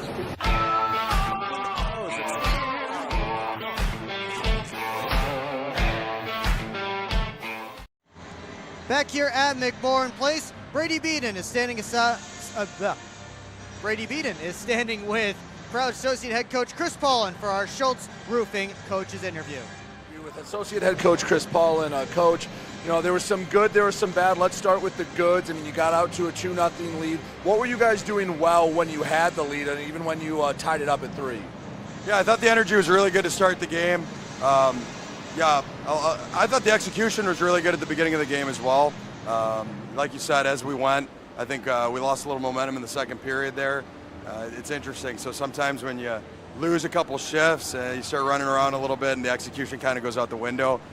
We let a couple mistakes snowball a little bit. So that's kind of how we lost possession of the game. Then we started chasing a little bit. What are some things that, maybe you can get away with against the team lower in the standings, that against the team that's in first you can't, that maybe bit you tonight? Yeah, I mean, every opponent presents its own unique challenge. Binghamton does some things really well. I think we had a good plan. We have to execute at a higher level. I think the execution was very inconsistent tonight. Had a good plan. I think when we did what we wanted to do, we were able to put pressure on their D. We had a lot of good possession in the offensive zone. But like I said, when you play a good team, it does force your execution to be a little sharper. You don't get away with as many mistakes or poor routes. So a lot to clean up for tomorrow. You know, one thing I know you emphasize to the guys is, hey, you can be mad at the rink, but let it flush out of you. How do you bounce back after, you know, an emotional game where you guys did do some things well and come back and get ready for round 2 tomorrow? Yeah, very, very simple, very simple. There's a lot of things that are going to happen this season, whether you win or lose. You deal with it at the rink, and on a Friday night, you put it behind you. You're focused on Saturday's game. So we're not a results-oriented team. We have a lot to learn from. I think we have a lot of good video and a lot of good teaching to do for tomorrow. Obviously, this one stings when you're tied late in the game and let it slip away. Our group is pretty darn good at, holding things down, playing good D zone, and I think we had some lapses in the D zone, especially in that third period. We got away with some. We didn't get away with the last one. So, I know the guys, it stings right now, but the guys are very good at turning the page and refocusing. We have great leadership in the room. One thing I didn't like is the physicality. I was very surprised. I thought we have a lot of guys in that room that play heavier than that, so I'm excited to see how they rebound tomorrow. Could that just be a product of not wanting to take a against a team that is so good offensively that maybe just a little second-guess themselves a little more? If it is, it shouldn't be. We play a certain style of hockey. We play it at a very high level. There should be no inconsistency with that mindset or that mentality of how we approach the game. We play heavy, we play physical, we protect each other, we stand up for each other no matter what. That's uncharacteristic of our group. That'll be addressed for tomorrow. I think that's a one-off. Well, Coach, hopefully a more physical and a more fun game tomorrow and a better conversation. Thanks again, and good luck tomorrow. Yeah, before we leave, I want to thank the community for coming out and supporting us. Crowd was awesome. The proceeds from the jersey benefit the Arc of St. Clair County. Do an awful lot for this community. So to see this many people in the building, this is a game we've been looking forward to for a long time. It means a lot to our owner. So I just want to thank the community for showing our support, and we need you again tomorrow. It did look pretty good with all the lightsabers out when it was dark in the ring, didn't it? We have the best fans in the league, the best supporters. They showed out. They were loud tonight, and I know they're going to do it again tomorrow. As always, Coach, again, thank you and good luck tomorrow. Thank you. Will, back to you. Thank you, Brady. That's your Schultz Roofing Coaches interview with Prowlers Associate Head Coach Chris Paulin. One more thing to do before we wrap this one up. Take one last look at the out-of-town scoreboard presented by Love After Hours Boutique and Boudoir. And we start with a final in Florence, South Carolina. The PD Ice Cats take down the Twin City Thunderbirds by a final of 5-2. Dominic Marcinkovic had 2 goals and an assist. Brother Patrick's with a goal and an assist in the win for the Cats. Speaking of Cats, the Blue Ridge Bobcats are up 11-4 on the Watertown Wolves with less than 5 to go in period 3. They've just scored again. We are keeping our graphics guy, Zach, very busy with all of these goals, but 5 points for Nick Suckles, leading the way for Blue Ridge. Nikita Kazirev has 4 points as well. Stuckless, a hat trick, 3 goals and 2 assists. The Indiana Sentinels and the Danbury Hat Tricks are tied up at 2 goals apiece. That one may be headed for overtime as they're in the final minute down there in Danbury. So that might be the next one you want to tune into as the Hat Tricks and Sentinels are getting down to it. River Dragons and Zydeco locked in. Not a goalie battle, but a barn burner. Down in Columbus, it is 7-5 Dragons with just about 4 minutes left in period 3. Ryan Hunter has a hat trick right now for Columbus. Topeka up 4-1 on Biloxi in the third. That would be a big win for the Scarecrows to couple with this Prowlers loss and make things a little bit tighter in the Empire Division standings. And finally, the Monroe Moccasins have a 2-0 lead on the Athens Rock Lobsters. Of course, here your final tonight. The Binghamton Black Bears take down the Port Huron Prowlers 5-3. Our out-of-town scoreboard is presented by Love After Hours Boutique and Boudoir. Use code Prowlers for 15% off at Love After Hours. Well, that's going to do it for us here on the PHP Network. So much thanks to go around to the entire crew, led by Christian Jackson, directing the entire show, assisted by Liz Brown, Andres Hyde, and Kyle Cosson. Our camera operators tonight, Kim Nelson and Alexander Nelson, Elizabeth Sullivan, Damian Pollock, and Aiden Bricker. For Brady Beaton and the rest of the crew, including Zach Dotson on the graphics, I'm Will Wiggleman saying so long. Thanks so much for tuning in. We'll see you next time on the PHP Network.